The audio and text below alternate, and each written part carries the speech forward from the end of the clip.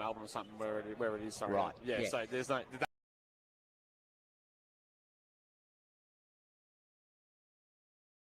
All things being equal, and all things being equal is unless your ground was an absolute bog, and that's really unlikely in the Ballarat League, that if you finished in the first week of the finals, first, third, or fourth, you're entitled to a home final. What's telling me what's stopping that? Oh yeah, well the netball would say, well, hey, what if we finish on top of the netball? We want a home final. Yeah, but and then the reserves or the 18s, etc. But I think in the end, you've got to.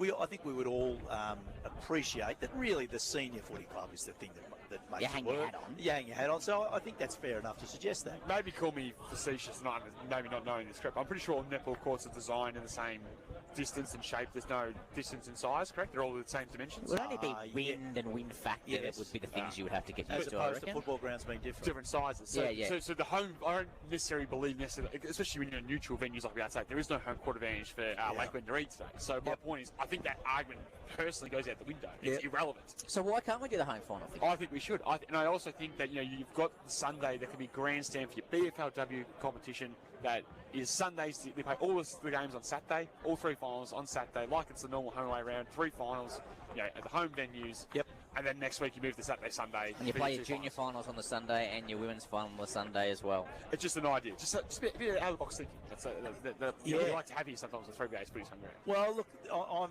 part of the grand final tomorrow. My North Ballarat girls are playing against Darley.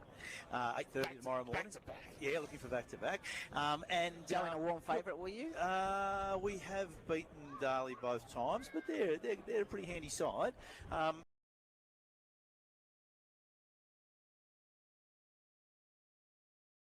The 14s, then the 16s, then the 19s, then the seniors, and there's always been fantastic crowds there. It's just like any grand final.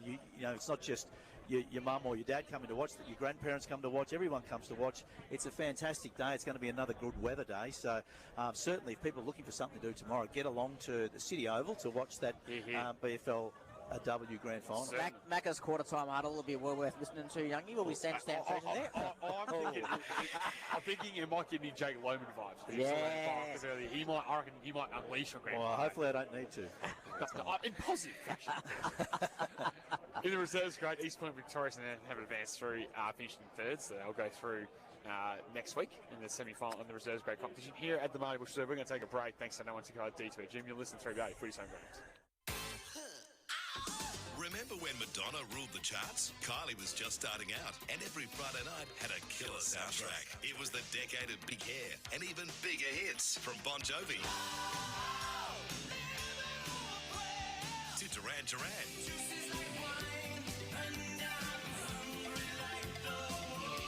and Rick Springfield. So if you love the 80s as much as we do, then tease up the hair and crank up the volume and relive the decade that got it right. It's the 80s lunch, weekdays at midday, thanks to Mercedes-Benz, 127 Main Road on Ballarat's home of the 80s, 3BA. Audio. It's more powerful than you think. What you hear can take you far from here. It can move you to dance, to run, to tears. It's all in your ears. For advertising with the power to connect with customers in your area, start with commercial radio and audio, where brands are heard. CRA.au. Pack your bags. The Qantas Frequent Flyer Member Sale is here at 40 Winks. For a limited time, save up to 50% off mattresses, bases and more in-store and online at 40 Winks if you're a Qantas Frequent Flyer member. Not a member? Join for free with 40 Winks. Terms, conditions and exclusions apply. Offer available for Qantas Frequent Flyer members only. 40 Winks. Serious about sleep. Visit your locally owned and operated 40 Winks store at 121 Learmonth Road, Wendouree. Flowers from Stems Flower Market can say so many things. They can say, I love you. They can say thank you for all that you do or who you are to me. They can say I miss you or happy birthday. They can say I'm sorry or I'm sorry for your loss. They can simply say that I'm thinking of you. No matter what you want to say it with the help of Stems Flower Market. Head to stemsflowermarket.com.au or call into Mare Street or Coltman Drive. Zambrero make the best burritos in town, and it's hard to pick just one reason why they're the best. It could be the super fresh ingredients, the guacamole made in-house daily, or that their juicy, slow-cooked meat always hits the spot. Or maybe it's just because there's a sauce for every craving that comes your way. Right now, I just want one of their burritos to come my way. Zambrero makes the best burritos in town. Taste one for yourself. Dine in, take away, or delivered. Zambrero. Feel good Max. Making luxury more accessible at Mercedes-Benz Ballarat. Experience the GLC 200 4MATIC Avant-Garde SUV for just $79,990 drive away. Enjoy unmistakable Mercedes-Benz style with 18-inch alloy wheels and a panoramic sunroof, plus the comfort of keyless go, heated memory front seats and dark tinted glass. Visit Mercedes-Benz Ballarat, 127 Main Road, Ballarat East, LMCT 11056. Terms and conditions apply. NDIS housing supports are changing, but there's no need to worry. West End Support Services is already a registered NDIS provider. Already with us? Nothing changes. If your current provider chooses not to register, we're here to help, making any change simple and stress-free. Supported living, respite, or a home with friends, you're in safe hands. Call West End Support Services Ballarat on 5336 4876. Go Harvey Norman. Hot deals on LG Slim French door and LG bottom mount fridges in-store and online now. Save $300 on family-sized LG bottom mount fridge, now just $992. Save $700 on LG Slim French door fridge with ice and water, now $1,992.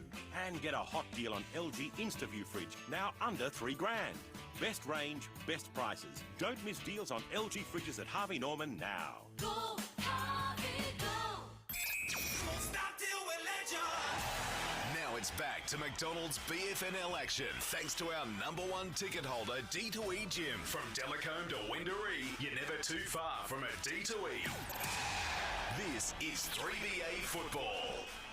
Welcome back to 3BA Footy. So I'm going thanks to D2E Gym. From Delacombe to Wendouree, you're never too far from D2E. It's the elimination final in the Ballarat Football Netball League. It's 3rd versus 6th. It is the Ballarat Swans hosting Melton here at the Marty Busch Reserve. Sam Young, Roger Legrand and Brad McGowan in the commentary box. Our man Sam Treasure bound side to bring you all the action live.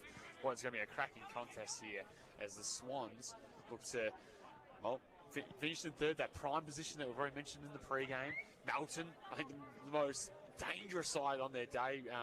Roger Legrand to knock off anyone that, you know, you said so well when you swept Troy Scoville. I don't think anyone in the top 6-1 to play Melton. No, and I just reckon they started the year slow. We saw them get belted early in the year when we were at the game against North Ballarat. But they've probably been in every game. And even last week, we all saw them here against Sebas, and Sebas obviously ended up winning. But they had their chances, Melton. I just kind of think if they put it together, they're not without a chance today. Benito's a massive out, though. It does hurt them, doesn't it? Him not getting up, and the Silver Fox Ryan Davis with his class as well. And Davis must have been really late, that injury last week, because I reckon he was out there in the last quarter. Yeah, so from all reports, basically nicked it right at the end of the game and finished it off and couldn't get up. So, yeah, I mean, obviously, I think Benito's the one, though. Like, he's the real barometer for Melton. And we're there back in form. Brad McGowan really came into the season 2026 was when he returned from his, I believe it was type injury that he had. Yeah. So he, well, he's only played the 10. Yeah, so he's played 10 games, and he's played 9.5 quarters really, because he only barely played a half here last week against Sebas. So yeah, he's just a massive driving force, Mr. Harper. He is. Interestingly, I mean, we heard Troy Scoville talk about it earlier today. He said, well, we're going in a little bit shorter in the back line so that we can get rebound. And I talked about it last week. They're the #1 rebound 50 team. So 63% of the time that the ball goes into their back 50, it comes back out. That's #1 in the league. And they're quite good at then turning that into offense. So it's not just a matter of spoil and get it out of bounds. They spoil and attack from that position. And I've found that in the past, you're right, that you have someone like Manito out, you'd think that's going to be a big loss. But they seem to have a next guy up because they seem to have so many halfbacks that are all that similar sort of size and play that similar role. And they clearly train being that third or sort of zoning off halfback flank, leave your opponent, go over, intercept mark, and then create offence through switching. So they clearly do a lot of work on that. Geelong did that. Troy Scoble had his time with Geelong VFL, brought that to Melton.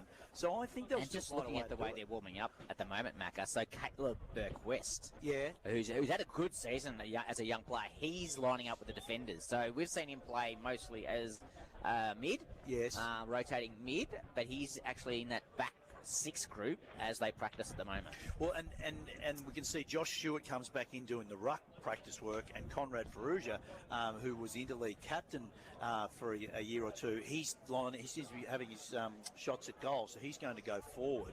So they've got and like we felt last week that they were just 1 or 2 talls short, and that they've got the 2 Carter brothers, and that one of them had to go in the ruck, and then when he was in the ruck, they had to kick to Braden Kite, who it was a bit of that system too, wasn't it? I think it wasn't until the last quarter they started to kick to the Carter boys. They're kicking on the heads of the Kites. Yeah, like Kite's finished, what was he, second in the league goal kicking? Braden Kite averaging 3 goals a game. He is that tough matchup, but he's only, say, 6 foot, 178, 180 centimetres. So you need to be able to kick to a tall and have the smalls crumbing, etc. I think to bring Ferrugia back in, to bring Josh Stewart back in, just gives them those extra talls. So they do now have the structure to be able to make it work ahead of the footy. Yeah, and you're right, it really does help Braden Kite, having the ability to have the Carter boys forward with him inside 450s extra cavalry for the forwards. And club game 250 for Braden Kite this afternoon. He's played 250 in the seniors. Our man Sam Treasure's out on the ground. Who's he talking to out there, young? I don't think he's talking to the Fabulous one, sure. What has Fabulous got to say? I think he's been turned down for an interview, is that right, Sam? Yeah, no, I was trying to get Fabulous Phil on for a chat, lads. No. Banned. No, what can you see ground level? It's in magnificent nick, as it has been for the last few weeks. We sound like a bit of a broken record, don't we, gents? Marty Busch, it's fine form, the sun's out, it's a brilliant day for community sport. I'm really looking forward to this first finals clash. Ballarat have won the toss and they're going to kick towards the city end. And Sammy, usually the breeze here at Sebas goes towards the velodrome end, but it looked in the reserves to be going almost straight across the ground, so from our commentary position here across towards oval number 2, or even then maybe slightly towards the cricket nets, or not the velodrome end. Yeah, you're spot on, Brad, and it's just a Zephyr. I don't really think it's going to have any major impact on the game, but it is going from the Midland Highway side of the ground towards Mount Clear, which is looking pretty as a picture today in the sunshine. And Sammy, so you're a big pundit when it comes to the tipping stakes. Who do you think gets the chocolates in this big game? Sammy's kiss of death coming up here. I think Melton actually get up. Not by much. It's going to be slim, but I'm going to say Melton by 6 points. Thank you very much. I mean, Sammy T. boundary style thinks that Melton can cause. Well, their record in the last few years of finals has been really impeccable. 5-1. They got beaten overtime last year. So they've been terrific when it comes to finals clashes. Obviously, premiers 2 years ago. So it's with the 22 they got. Yes, maybe missing Manito, but still a very quality 22. Going to be tough for Ballarat has been at their best certainly this afternoon. And I have to look at the stats throughout the week, Brad McGowan, and the areas that I think that Ballarat are really good seem to be the areas I think Melton struggle in terms of hit outs, centre clearance, tackles, all that stuff. So if you're Troy Scober, how do you try to make the footy a little bit more dirty and a little bit more better? I mean, obviously Billy Cross going to middle will help that straight away, but in the clearance stakes and all that kind of stuff, what else they do to make sure they, I guess, limit the supply and limit the ball going in high and long to Biggie Newitt? Yeah, well, I think Troy Scober will, he'll back his half-back line to intercept the ball if they do lose the clearances, and so if Ballarat are kicking it forward a lot. But so I think for a start, he won't do anything. He'll just have a system, whether it's one-on-one, whether it's a zone, try and shark the opposition hits, because we know Paddy Graham's going to win a fairly high percentage of those for Ballarat. And then they'll probably reassess at quarter time. If they feel that Melton are just losing the clearances by too much and that they're not able to intercept the ball enough, I think they'll probably send a half forward up in to the stoppages and try and give themselves an outnumber at that stoppage. That would be plan B, I think. And so that's something we'll keep an eye on. But for a start, I just reckon they'll back their half-back line to intercept. Players are moving into the position here, so ready to get the opening term ready Roger LeGrand. We must give a big shout out to Nabby, to Brian McNabb, Yes. who is a Ballarat Footy League icon, and I don't say that lightly. He's been around this league for as long as Melton have been in the competition and done so much for so many different people. He's laid up, I don't know whether he'd be still in hospital or at home. He had hip surgery during the week. I know that he'll be tuning in, but all the best to Nabby, to Brian McNabby, a great man, and hope he's enjoying the call this afternoon. Certainly, hopefully enjoying the coverage live on the Red Onion live stream. Of course, through the airways of 3BA's Footy's Home Ground. As we'll go to the boys around the box for a tip here, boys. Brad McGowan, I'll start with you. Who wins and why? Ballarat, 2 goals because of their midfield. You, Roger LeGrand? Ballarat, but not with any great confidence. I think Sammy Treasure makes some really good points. I think they'll get it done, but I think it'll be closer than most think. I have a big reason, and his name's Biggie Newen. I think Ballarat Swans get it done by 3 goals, with him kicking those 3 majors to be the difference in the matchup. As players are in position, we're in position. It's elimination final in the Ballarat Football Netball League 2026 live at the Marty Busch Reserve. The kick is off here. Here's Roger LeGrand. Finals action underway for 2026, and what a final series to look forward to. Any of the 6 can win it. Play gets underway in the middle of the ground with a throw-up. Stewart wins the first hit out for Melton, goes to ground, crouches in there for Ballarat. He can't get a clean handball to it. Ball spills to ground. Handball came out from crouch, got smothered, almost came back in where it started, and the umpire will be forced to ball it up. So beautiful conditions here at Marty Busch Reserve. A really good crowd in. A strong representation from Ballarat over the far side of the ground as the umpire restarts play. Melton forced away with a kick off the ground from Hickey, and it lands in the mark in the hands of Jack O'Brien. So O'Brien inside defensive 50 takes the mark. He'll go the short required pass there to find Zach Rinaldi, mark at the halfback flank on the broadcast side. Just awaits for the cavalry to arrive down the line. He's able to chip a little hole and finds Maple, who's able to take the mark. This is the Zach variety. Ball extends the mark, and he's able to now waltz long kick down the line in that Graham direction. Richard in front, will take the mark. Ball picked up there by Melton. Hurried hand pass forward, gets away to a Scoble. And we get on the chain hand pass off the Burt Quest. Gets onto that trusty left boot. Long kick will go with a shallow entry inside 50 as it hits the turf. Carter slugs to his own advantage. Getting across there.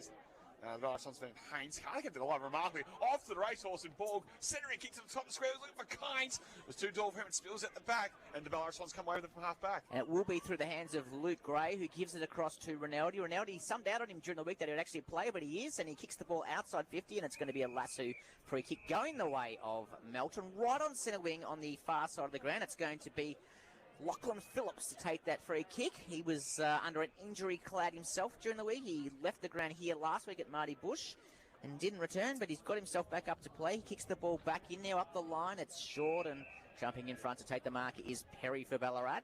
With those long sleeves that he's become renowned for, Reece Perry. His season out at Rokewood, I think, last year, if memory serves him correct. Newland.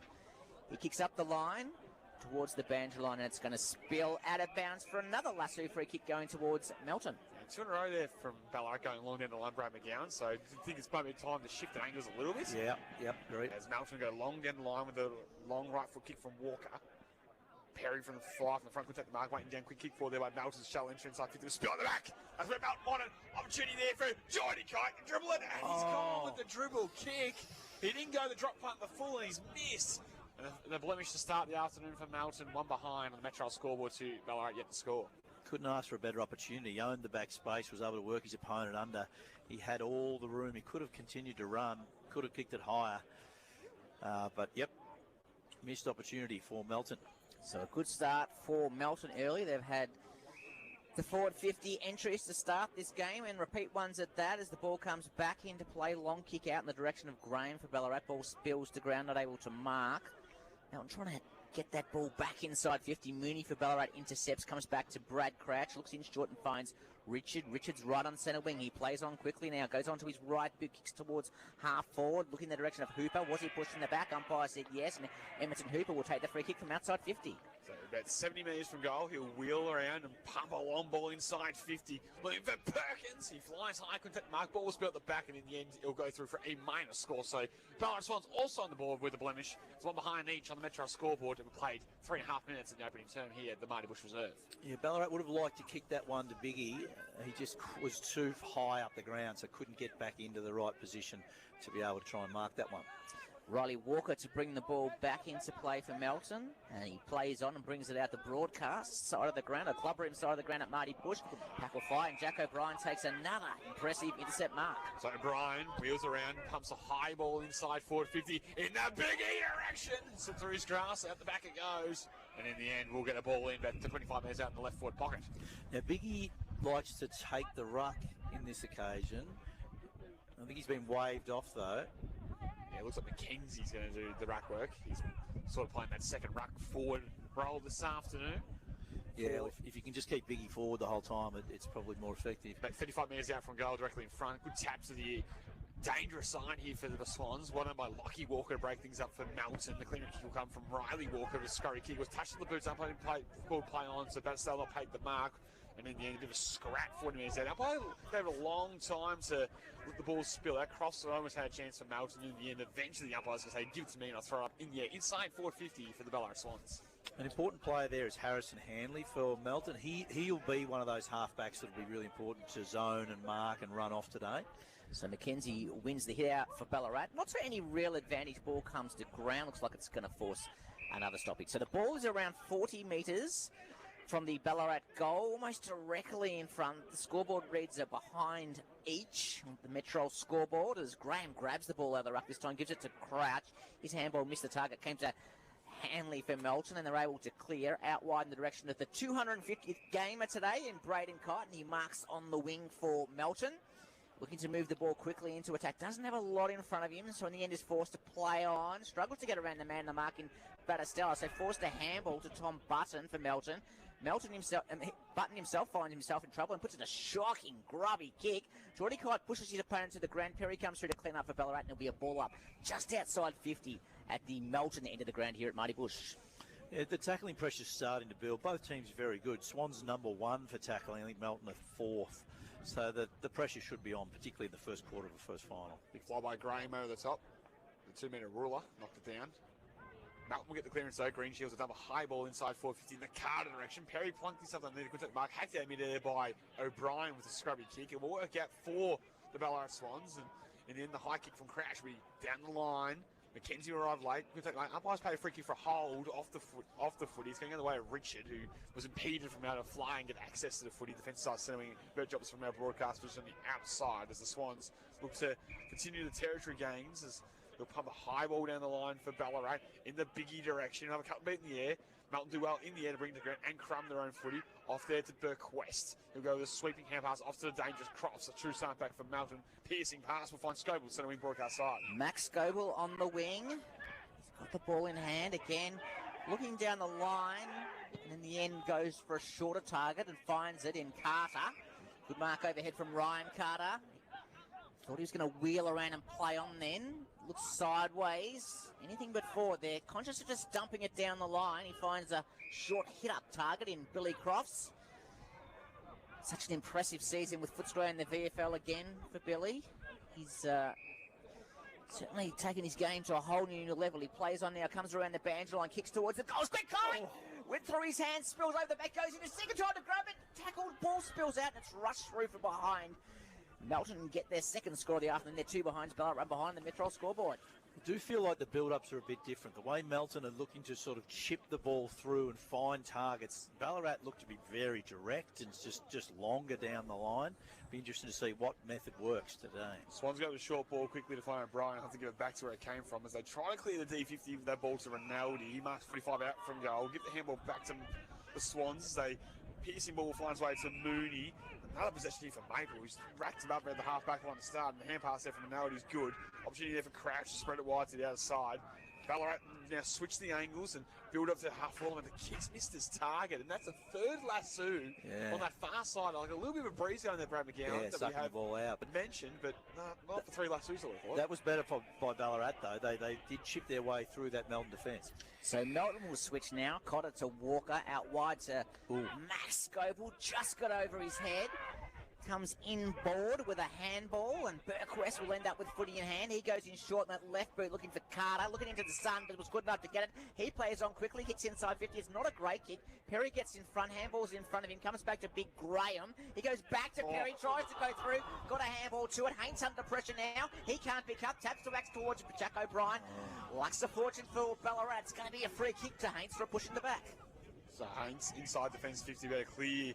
They seem to be under a fair bit of pressure, the Ballarat Swans inside D50. It's just the mobile nature of either Braden Carter or the Carter boys getting some early possessions here, Braden Gowan. Yeah, agree. Forward pressure. Troy Scobie will be wrapped with that. The Ballarat players aren't able to set up very well behind the ball because of that pressure from Melton. And the Swans seem content to continue to switch to the far side at every opportunity. There's the high ball go down the line to centre wing, virtually opposite our broadcast position from Ballarat. So a one-on-one contest, fisted away by the Melton defensive Walker.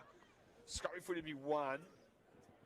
And in the end, off hands, up I said it was called clean, will throw things in. So again, a mutual ball in centre wing, good tackling pressure again from the Bloods. And they've come into play at 9.5 minutes in the opening 10. There might be 6 on the ladder, but my God, they've played some wonderful footy to start here in the opening 10. So the ball will come back into play. Stewart up against Graham. Neither one out. That spilled out the back, came to Melton, and they're going to get a forward entry here. Leading the race with the ball is Kite. In front of Battistella. Battistella does well to work the ball towards the boundary line. Melton appealing for insufficient intent. They won't get it. It'll be a throw-in. I just haven't seen Tristan Maple out there yet. Number 7 for Ballarat. We'll get down to Sam Treasure shortly. Sam, of course, down there today on the injury list for restore hand therapy. Don't let hand and elbow injury sideline you as the ball comes back into play. Graham probably won that out. Roved by Hickey. Down to Walker. Short kick missed its target. Kicking's been a bit sloppy from both sides early. Walker gets another goal. It kicks towards the goal square. Carter one out. Did he mark it? No, ball went to ground. Picked up by Croft. His kick was smothered. Pressure here. Ballarat able to kick hurriedly out of defence and safe for the time being. Big ball to half back. Batty against Chevy Smart. Ball neutralised there by Simpson coming through. Just hacked off the deck and gained vital territory for the Swans. Big, heavy hit the other way from that Melton defence. Smart. Little underground hand pass was clever. Out in front of Drever. Wobbly kick to half forward. Bounces in front of Biggie Ewan. He got pushed out away by the Melton defence, who did well to stand up to the task. Hot foot to be 1.5 forward. Melton with the numbers. Walker looks to retreat. In the end, they'll get the handball over the top. And a long ball there from Burquest goes towards centre wing. Swans have numbers down the line. Nice high fly mark taken there by Ronaldo. We've got inboard for Ballarat to find Tom Mooney. Mooney plays on quickly with a handball. Onto Gray, kicks inside 50. McKenzie got caught behind. Walker spoiled. Ball came to ground. Hanley picked up. Came back to Cotter. Some quick ball movement from Melton by way of handball. It's going to allow them to clear. Hickey with ball in hand now. Another handball. Over to Burquest. Back to Hickey. Hickey in short up the line looking for Kite and finds him. He's directly in front of the coach's box here at Marty Busch. Braden Kite kicks inside 50 looking for his brother. Kick will drop short. And Alex Keith gets back to take the mark for Ballarat. Keith, who's just been such a wall in season 2026 that every game he's played for the Swans and takes another intercept grab. Pretty much uncontested on that occasion as he'll go across. And again, Ballarat continue that trend to the far side of the ground, Brad McGowan. It's been a clear method from Ash Baker's men to get the ball movement on that far side as much as possible. High ball down the line. Smart will be out pointed in the air. You would feel the kick wasn't to his advantage. Mark taken there by Melton, defence side centre wing. Yeah, it's a defensive way to attack, but they're not being able to actually attack very well going out there all the time. Piercing ball inboard was good by the Bloods, and the hand pass there off to Burquest. He's had a lot of it, and he goes inside 50 with a wobbly kick. Carter on the half volley did well with the bounce to just crash the pack. He looks left, he looks right, retreats back to Lockie Walker. He'll go all the way back to Liam Carter. He'll go with the right foot kick in the half forward direction there for Melton. Big fly brought to ground by the Ballarat Swans defence. Hooper now with it at half back. Dance around whipping tackling. Get a 1-2 with Graham, but he goes across there to Perry. On nonchalant that preferred left foot kick. Hide in the arch, picked up by Liam Carter. Carter boys getting a bit of it early in this first quarter. Liam Carter that was. Goes in short and finds a teammate. Cotter comes back to Carter. So Melton content just to hold the ball, looking for options up the line. Biggie Newen stands the mark for Ballarat. Cotter goes across the ground, finds Walker. That's Riley Walker, key defender for Melton. The ball is in defensive 50 now.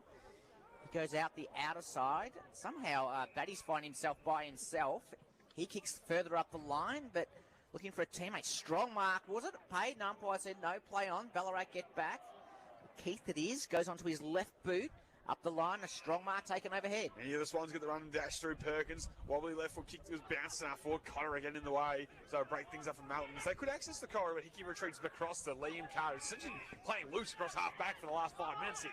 Racking him up. Yeah, well, his opponent, Lewis Rinaldi at the moment, seems to be spare behind the footy for Ballarat. Borg off the Hickey. He goes long inside 50 to full forward. Ferrugia brings it to the ground against Keith, but the numbers will favour the Swans. Hand pass to that man, Rinaldi. Off to the running target in Squires, who goes back for the Swans, and Battistella, walked the tightrope with a hand pass, and then good tackling pressure by Scoville. It's been a hot 14 minutes of footy. No goals kicked as of yet on the Metro score, but it's 2 behinds. Melton to the Ballarat Swans at 1 point.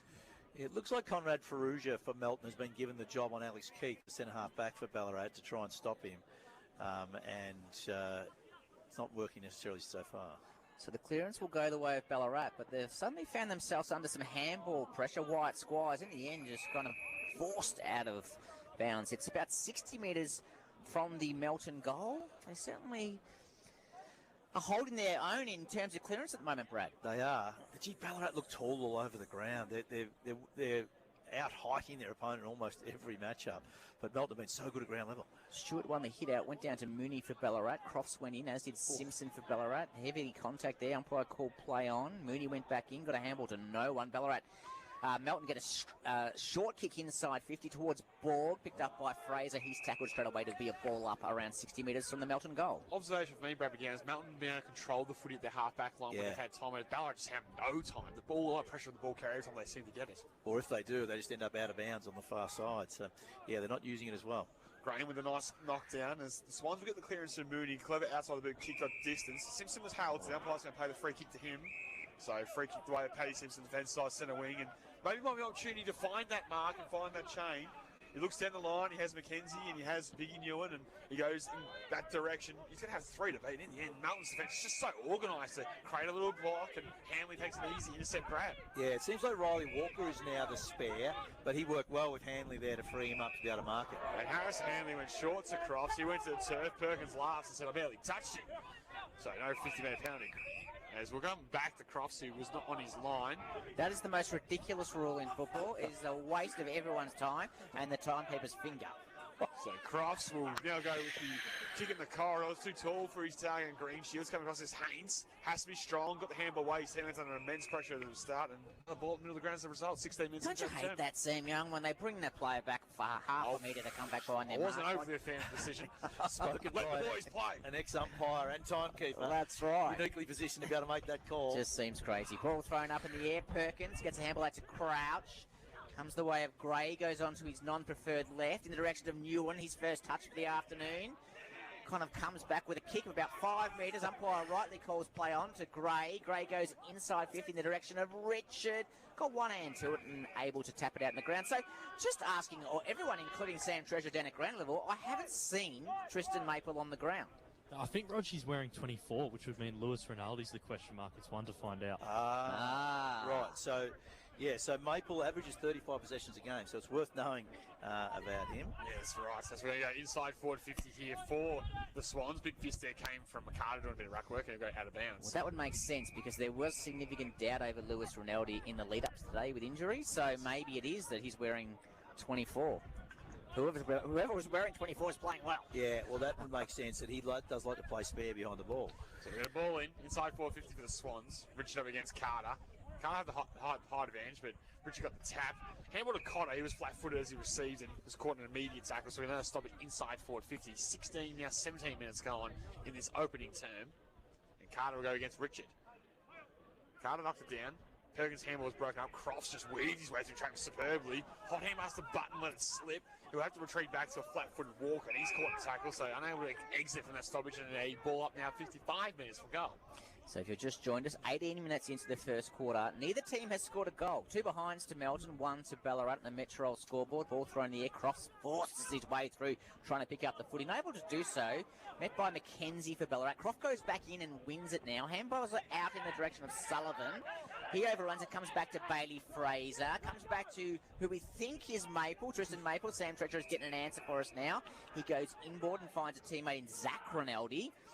Zach Rinaldi goes short. Must have only just gone the required 15 to Maple. That is Zach Maple. Handball comes back. Rinaldi inside 50, and Riley Walker gets back to take the mark. No goals here, but thanks to Go Vita, your local health store. There's 3 goals to Sebastopol leading North Ballarat, 2 goals, 1-13 in that one. So Sebastopol 5 points in the early stages in the final there at Alfred and Oval. Short ball, Maple breaks things up there. And you get the right foot kick with a high ball around the body. It'll need a kind of bounce in the square. It bounces on its point. It stays in the field of play. It's a bit of a chaos ball for the Melton fence to deal with. In the end, Cotter did well. Now, did he take him on? And Martinez have a big decision. Says no. Right decision too. Good umpire. No prior opportunity. We'll get a ball up 25 minutes after all. Despite the moans and groans you heard through the effects mode of all the Ballarat faithful saying, come on, that's holding the ball, son. No, very composed by the umpire just to say no prior opportunity. I'll ball it up. Ball comes back towards Paddy Simpson. He handballs over the top. Looking for Smart, not able to do so. It's going to be another ball up. This time just inside the goal square for Ballarat, looking to score their first goal for the afternoon. We're 19 minutes into this final and neither team has scored a goal in perfect conditions, should it be said. Ball thrown up in the air. Walker gets back for Melton. Hurried kick comes out the way of Cotter towards the boundary line. Braden Kite just tapped it over the line. Although Haynes is trying to claim the mark. There's no chance of the umpire saying, I'm going to pay that. If you don't ask, you may never receive. True, it's going to be a boundary throw. We'll get a ball in as we approach time on in the opening term. As we've mentioned, no goal scored in this opening quarter as of yet. At the attacking end for the Swans, you trouble 1 point on the Metro scoreboards. Carter knocked down the ruck. He almost took it out of the air and he goes back and gets a clearance himself. Retreats back as Melton, from a standing start, clever through Riley Walker. He's outside the boot kick, still might work out as Hooper was unable to hit the mark for the Swans. Kite did well, got the handball away. Get a Scoble. He gets the little dance shoes on, gets a long right foot kick down the line. Walker in front, couldn't complete the mark. Cross so clean. Broke through the tackle, off there to Walker, who is tackled. I mean, you can see he's really labouring. He's got that heavy padding on the quad, and that just isn't at his normal, breakaway speed for the contest right now. And you can see that he's definitely carrying that knock from last week. Agree. Umpire throws the ball up right in front of us. Croft, who's been prominent in the first quarter for Melton, handballs to Sullivan, who had his back turned to him. He's good enough to go back in and get it, and handball back to Cotter. Cotter slows things down with a short kick out and finds a teammate in Ryan Carter. He's been prominent in this first quarter, playing pretty high up the ground. Goes in short and finds Borg. Marks in front of Patrick Graham. Borg goes across the ground to Cotter. So they're trying to switch things up here to find an avenue to goal on Melton. Comes further out wide and finds Batty. Ball in hand. So he's looking further up the line. He's just not wanting to bomb it the direction of Keith, but in the end he's forced to. He comes up the line looking for a teammate, but Keith, the man he was trying to avoid, drops the mark, comes back to Maple. Maple goes long towards half point in the direction of Biggie, was met heavily. No free kick. Umpire calls play on. Batty wins out, tries to tap the ball to himself, cleverly picks it up, comes back to Phillips now. Phillips goes back in the direction of Batty. Comes back to Chase Scoble. Chase Scoble goes in, and hits Ewan. He's picked out Big and Ewan in the middle of 3 Melton players, 60 from goal. He thinks he's a chance here, and he's going back. He's an absolute monster kid. Start warming up here. Start warming up that voice. Oh, boy. The guy on the mark is come on, Sammy. Out. Big and Ewan from 60. He pounds it. Long, strong. Oh, my Biggie. Offline, minor score. 2 points each on the Metro scoreboard. Scores level once again at the Marty Busch Reserve. Keep your Biggie under control there, Sam. Luke Gray here on the bench has had the same reaction as you, Youngie. Yeah, it was a monster kick from Biggie Neal and his Melton. Clear D50 with that right foot kick mark taken by Gracious. Quickly off there to Walker. Piercing ball down the line. Hickey had to shield his eyes from the sun and in the end could take the mark. Had it thrown to him by Kite and then he got into a jam. High contact free kick first. We'll go free kick away to the Bloods. So Hickey had a good season for Melton after an injury interrupted 25. Gets a handball onto Burkwest, kicks long inside 50, appealing for a free kick as Carter. Umpire says no. The mark taken by Ballarat. They play on quickly. Kick is a poor one though, misses the target in Zach Rinaldi, spills out the back. He's good enough to go back and lay a tackle right on the outer wing here at Marty Busch. So 22 and a half minutes gone. We'll get a quick injury update for Restore hand injury. Don't let your hand or elbow injury silent you. Sam Treasure, any news from the bench? No, standard procedure, Rog. Nothing to report on. All good down here. Good to hear as the ball thrown back up. Crofts picks up, gives it to Hickey. Round one, or did he? Umpire said no, holding the ball, going the way of Ballarat. Yeah, welcome back, White Squires. Great tackle there. That's why they love him. Does the 1% so well. Gives the handball off as Ballarat go inside 50. Look at Biggie! On the lead, takes the mark. It's the first time Biggie's had that little bit of space. We know the distance isn't going to be a problem. He kicked the last one from 60 out. He's going to kick this one from 50. This is a free wood for him. No issues about distance. Directly front from 50. Stab pass. He'll just poke it. He'll poke it through the big. It's all about accuracy now for the Tony Lockett medalist in season 2026. 59 goals in the regular season, and for the first one of the elimination final at the 23.5-minute mark, Biggie Newen directly in front from 50. Long, strong. Hell yeah, he's got it.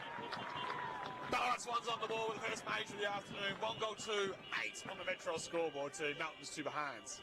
It's been an interesting battle. It's been a very defensively orientated battle. Both back lines have been dominating, and often it's been that Melton have been getting an extra number behind the ball, and because of that, they've then had to just be patient with their ball movement. And I think you mentioned during the call, Rog, that they just didn't want to bomb it long, Melton, because they know that every time they do bomb it long, that Ballarat have a spare number there, and they're able to mark it. And that's meant that it's been hard for Ballarat to score as well, but that was the first occasion where they lowered their eyes and had Biggie lead up at them and mark it around the top of the 50, which is probably a pretty good strategy because Melton are getting numbers deeper.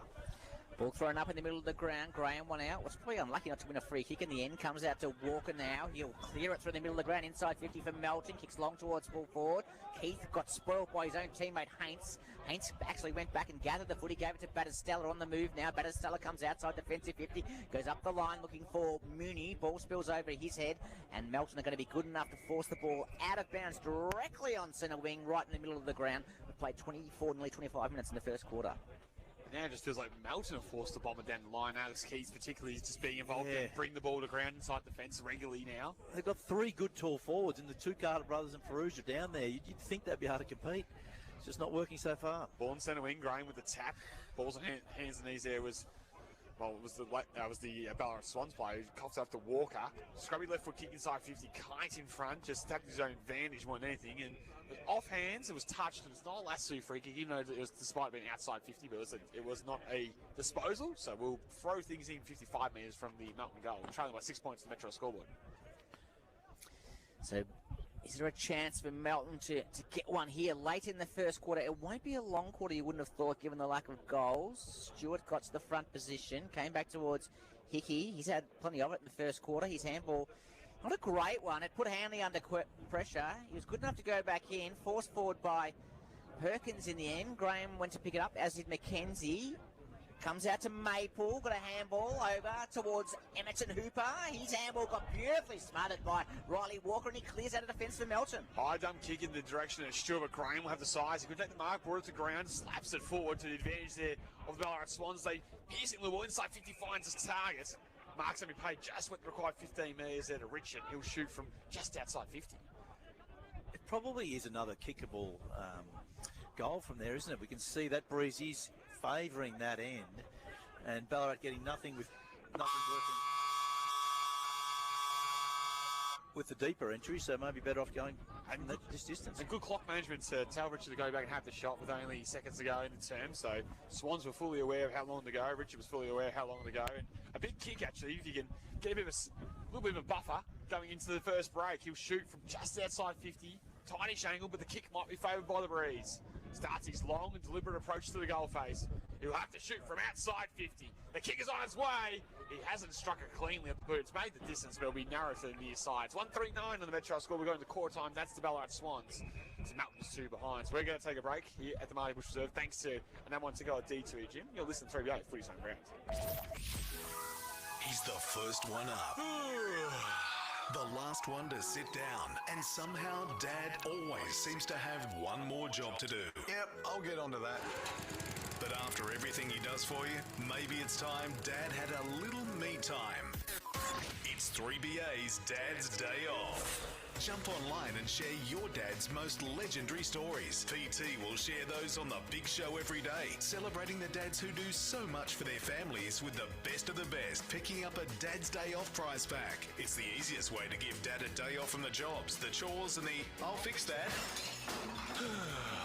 Dad's Day Off, thanks to Total Tools and Ballarat City Caravans. Enter now at 3ba.com.au. When it comes to mobile phone and computer accessories, Harvey Norman Ballarat is the top destination. Discover the biggest range, quality brands, and expert advice to match every device in your life. From chargers to cases, screen protectors, keyboards, and cables, we've got it all. And with our best price guarantee, you can shop locally with confidence. Harvey Norman Ballarat, your top destination for mobile and computer accessories. Plenty of free parking. Corner of Gillies and Howard Streets, Wendouree. There's always a bargain at Ballarat's Cheapest Cars.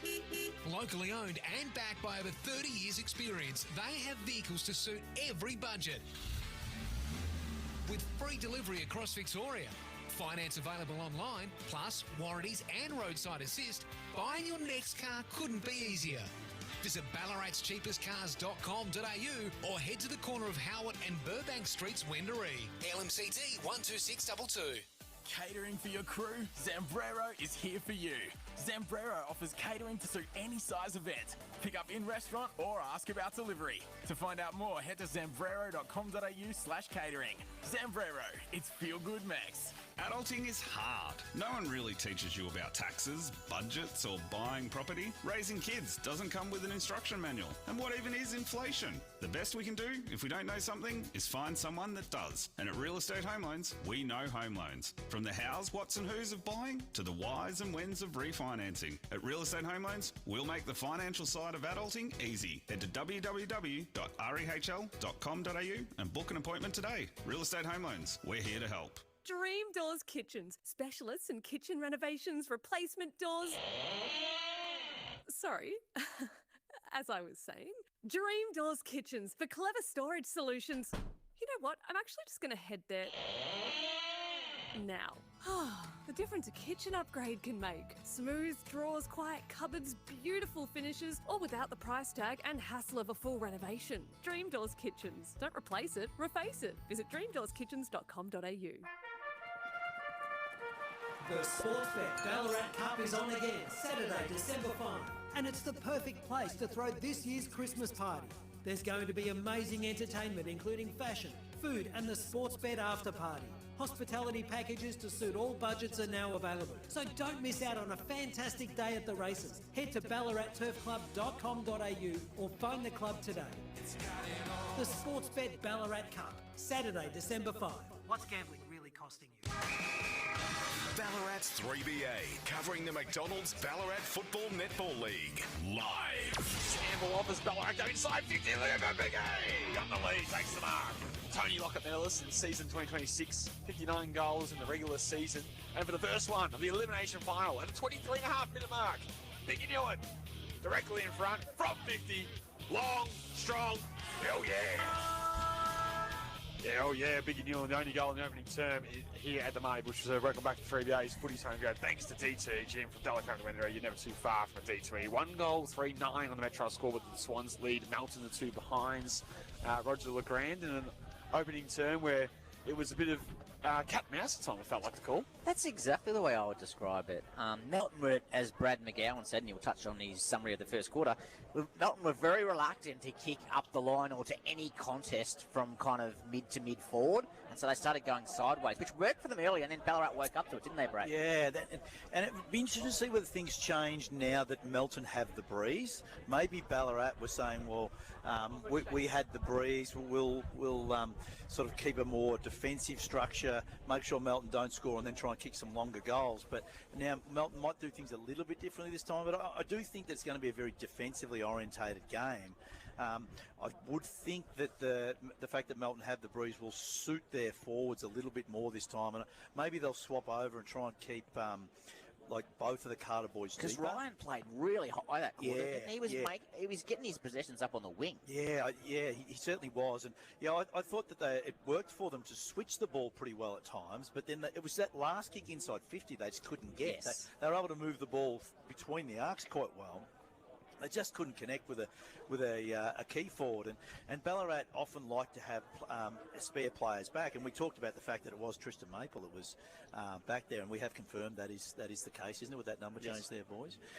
So, yeah, I don't know. I think both coaches would be pretty happy in terms of the defensive structure, but it'll be Melton saying, right, well, how can we get on the board this quarter with the breeze? Around the grounds, thanks to Go Vita, your local health store. Big game, of course, up at Alfred and Oval, and quarter time there, it's North Ballarat 2-4-16 trailing Sebastian spelled 3-2-20 in that one. So reasonably high scoring, but higher scoring than here on a fast deck. So you would like to think the ground's okay. We'll have to check on the stream at the break to see what that centre wicket's like. But we were kind of anticipating a low scoring affair. But 5 goals in the first quarter is not bad, Youngie. Yeah, they flipped the script on we've got the low scoring and defensive sort of game, and that seems a bit more free flowing. The match between North Ballarat and South Swan, early assumption.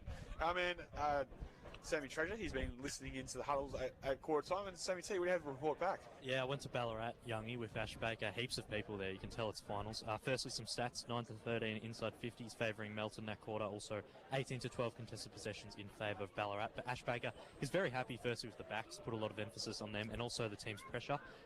Exactly, though, from half-back, he wasn't happy with the ball movement in the sense that he reckons his boys just bombed it a bit long. Just wants his boys to lower his eyes a little bit, rebounding off half-back, moving forward.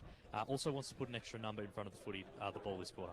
Thank you very much, Sammy T, listening to Ash Baker's quarter time address. And I thought for Melton, and probably I reckon the best on ground in terms of sporting blow in that player today was Billy Cross in that term. He looked fantastic. A couple times breakaway % clearance, and just looked like you can see all that VFL quality coming to the top. Yeah, I agree. He got so much first possession in there, but he personified what we noticed with Melton in that he would burst out of the pack and not want to kick it forward. Yeah. He kept bursting out and then almost handballing it backwards to someone. Yeah. He was so fast, he got ahead of his teammates, and he just didn't want to kick it forward. So I wonder whether they can get that It's that change. Alex Keith kind of matchup that they Yeah. seem really worried about. Yeah. And even the setup at stoppage or at the centre, I think he's been going to Carter, and Carter's been trying to push wider than he usually would. So if there's a hurried kick out, Keith can't mark it. Let's get the second term underway here at the Marty Busch Reserve. It's Ballarat by 7 points on the Metro scoreboard. Tapped down one by Stewart, but Perkins will be first rate for Ballarat. Retreat back to Batistella. Perkins will go to the handball and go across to the Maple. Right foot kick get towards centre wing of the broadcast side. It's a good one. Swans will take a mark there through Zach Rinaldi. So Rinaldi will just chip it over the top because he had Perkins continuing to run on. He's had a terrific season 2026, it must be said. He's right in contention, I think, for the team of the year this year as one of those starting midfielders. Rising star almost, Youngie. As he plays on and pounds one to half forward for the Swans. Big fly from Simon Graham with that mate. Way down as Hooper. He read the cues. He takes the bounce. He runs to 45. He handles over the top to a teammate. Gets back to Simpson. Left foot snaps a ripper. Goal 10 there for Paddy Simpson. He snaps truly, and the Swans get the second, and nobody goal the second term. So, Youngie, when you watch that bit of play then, my first reaction when Hooper came in board was that he should have just had a shot himself. But in the end, that unselfishness really paid off because Simpson got himself in a good position and able to snap what you called a goal of the day contender. Yeah, on his preferred left foot boot as well. That was a wonderful finish. And Hooper just beautiful front and centre crumb. It was, Uncle Andrew style. It was fantastic. Oh, no, his uncle wouldn't have done that. Oh, he would have shot. He would have shot. No questions asked. Yeah, but see, Melton would be a little bit worried now. Like it's only 2 goals, but they just haven't been able to hit the board, and Ballarat getting the first of the quarter. So ball thrown in the air in the middle of the ground. Graham was clever with his tap out, but didn't go to advantage because Hickey intercepted. In goes Mooney, he's tackled. Umpire's going to ping him for holding the ball. Youngie's nodding his head saying, yep, he had prior. So Hickey, who's been prominent for the Bloods early, contender for the Sporting Globe Player of the Day, kicks inside 50 out in the direction of Carter. Jack O'Brien able to force him under it. Carter went back in, came back to Gray. He got the 1-2. He'll clear out a defensive 50. Kicked it over Richards' head, came towards Emmett and Hooper. He set up that last ball, gave it back to Richards. Able to shrug the tackle. Shrug too, beautifully done by Richards. Kicks inside 50 in the direction of Biggie. Got it. This will test his boot, though. He's marked around 55 metres out from goal. He's looking for the handball play on. He gives it. Gives it over to a teammate in Crouch. Crouch kicks short. Ball hit the ground. Umpire's going to call for a ball up. Yeah, interesting decision to go laterally with the hand pass there to a flat-footed Crouch to go in the entry inside 50. He probably had all rights to go back with a bit more purpose to be new from 50, even though against the breeze, I would have thought. Or even just be patient and wait for a lead up.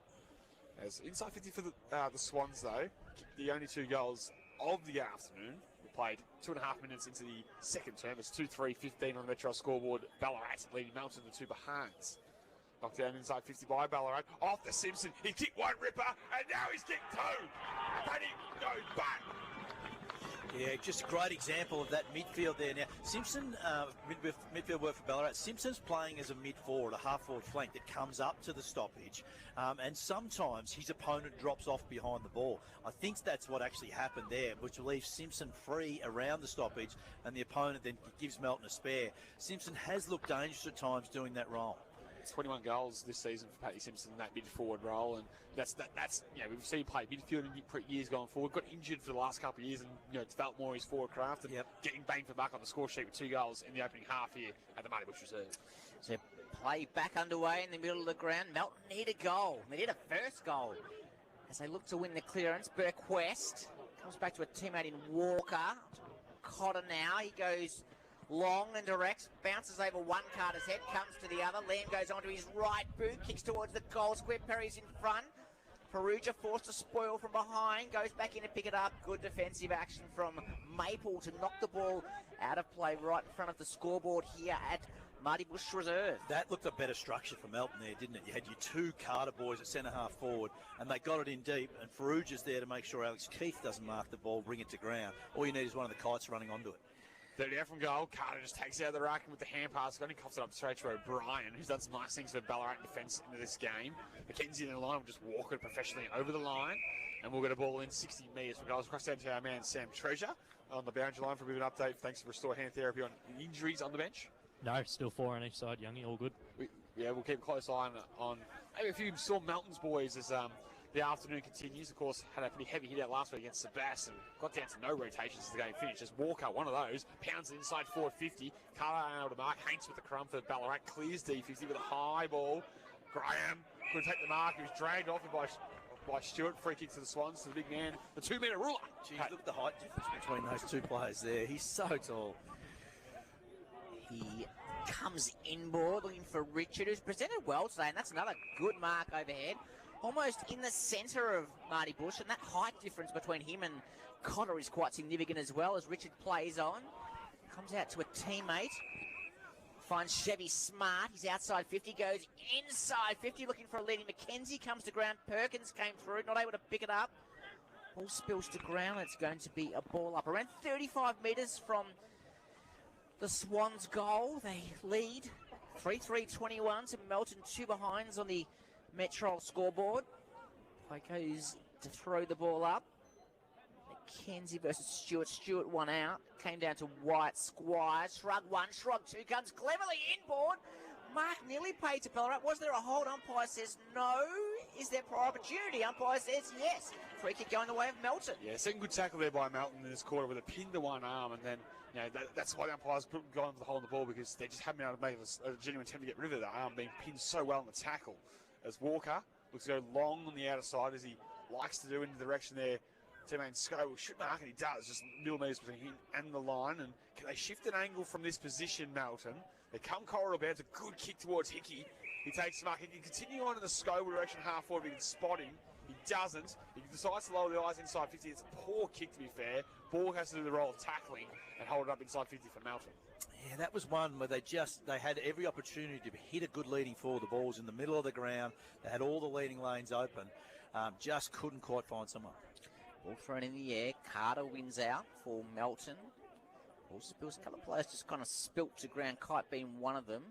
It's going to wander over the boundary line.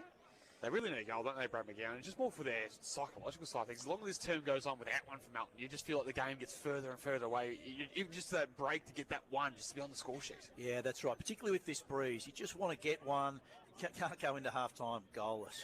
Kite sharked that out of the boundary, throwing, goes onto his left boot. Could this be the goal thereafter? No, it just fades across the goals and through for a behind. Melton go to 3 behinds on the scoreboard. 3-3-21 Ballarat. We've played 7 minutes in the second quarter. You just feel like Melt's got too much class to not score a goal and a half. They'll find a way soon. So Maple of the Tristan variety will get us back underway from the full-back position here. He's going to look to the outer side, which has been the modus operandi of Ballarat all afternoon thus far. It's a good strong mark reaching out the top there, taken by the Swans. By Perkins, who's able to take that on the half-back flank for Ballarat. So he holds things up for the moment. He draws a play with a kick. The short pass finds target. So Ballarat, look to go quickly in the Fraser direction as they shift an angle and goes back to Perkins with a bit of run and carry. gets on that left boot and pumps a wobbly kick down the line for that Terrish again. It will spill at the back, which will favour the small forwards for Ballarat, although doing well there was Walker to get across for Melton. Goes across there to Burquest, who was dragged as he handled but found his target. And now they look to access the corridor. Look away ball was clever. Little sideways bounce comes across by Burquest, who goes with that short ball mark taken there by Scoble of the Max Veron. So Max Scoble comes out short and finds Liam Carter, who's pushed right up the ground. He's going to play kick to kick for the moment, I think, and finds Phillips. Phillips goes all the way across Marty Busch Reserve, looking for a different angle. Finds Riley Walker. He's conscious of playing on quickly. He does that. He's got a teammate in it. Chase Scoble by himself. What can Scoble do? He gets off a quick handball off to Cotter. Cotter kicks inside 50, but kicks it straight to Alex Keith. And that's what's letting them down, Brad McGowan, that forward entry. Yeah, you just need to find a way to get the ball into your best kicker's hands through that midfield. It's the 1-2, does Keith at centre half back. He just chisels it down the middle in the direction of Biggie. And Biggie Newland takes the mark in the middle of the Marty Busch Reserve. He'll give the handball back to Keith to continue it on. He'll retreat with the handball back to Biggie, back to Crouch. The three ex-AFLs all link up in that chain. And in the end, out to Perkins. Maybe one on the horizon. Left foot kick towards half forward. Will bounce at half forward for the Swans to deal with. Getting back there, Scoble. A bit of dash. He'll shift an angle with a kick inboard. Showed a bit of the footy. Mark taken there by Melton, by Cross. But he'll get the handball away off to Batty. He'll thump it in the middle poorly because they're by parking himself a true centre back, taking the intercept mark there is Reece Perry. Reece Perry plays on, comes out broadcast side, finds Battistella, who in turn goes in short to Maple. He's had a lot of it early as Maple. He comes up the line, finds a teammate in Drever. That's Jake Drever. He's right in front of the Melton bench here at Marty Busch. Goes back, kicks inside 50. It's over Biggie's head. It's another poor kick, and Riley Walker on this occasion gets back to take the mark. Yeah, Biggie Newman not happy, stares at his teammate. Like an update on the win from Sam Treasure down bounds, like it just seems like, particularly this term, both sides have issues. White foot is the ball that will spill out of bounds that far. So has that breeze picked up some more significantly, Sammy T? To be honest, Youngie, I don't think it has. No, it's still quite light. It definitely is a small breeze, but I don't think it's having a massive impact on the game. And I also think that when we're on our side here, Youngie, there's a bit of protection, but I think as you get further to the other side, you can probably feel a little bit more. But yeah, neither team necessarily using the ball very well. It's just that the dominant forward on the ground is Biggie Newman, whereas Melton can't find a forward. Ballarat got the chain of hand passes towards half forward as it enters inside 50 with a clever knock on. Retreating back to the Melton will be Batty. He did very well actually to get it off there to Burquest. Left foot kick down the lines out in front of his target, who was Carter, who hacked off the deck. In the end, it goes very close to the boundary line. Ballarat keep the ball moving forward. Right foot kick from Crouch is in the direction of Biggie. Slipped over as the kick went to the full forward position. Melton will get back. They elect to keep the ball alive for the moment and now eventually walk it over the line for a rush behind. 3-4-22 on Metro scoreboard. The Swans move to Melton 3 behind. Around the grounds for Go Vitus, the Bass 4-2-26, North 2-4-16. As that kick goes askew, it's going to be a lasso free kick and it's going to go the way of Ballarat. Right in front of the Melton coach's box. Looking to reload is Ballarat. Ball in hand is Maple. He plays on and, gosh, he's got some foot speed as Maple. He kicks long inside 50 in the direction of Newman. He's one out and he's got it. Don't put it one out to Biggie. If you're a Melton defender, you want to keep it away from him at all costs. It was the perfect kick from Maple, Brad McGowan. Yeah, and he's just such a dominant player down there. Melton go in smaller. Good mark by Biggie, and this is not an easy kick. Breeze, but you'd expect him to kick it.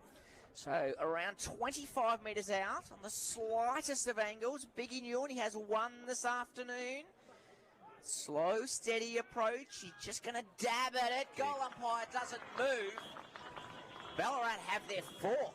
4-4-28.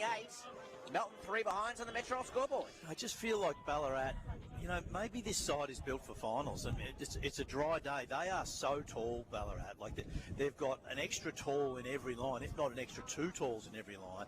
And particularly Biggie Newman is the one that's standing out. Although having said that, they're doing so well in the ruck also. This side is going to be tough to beat.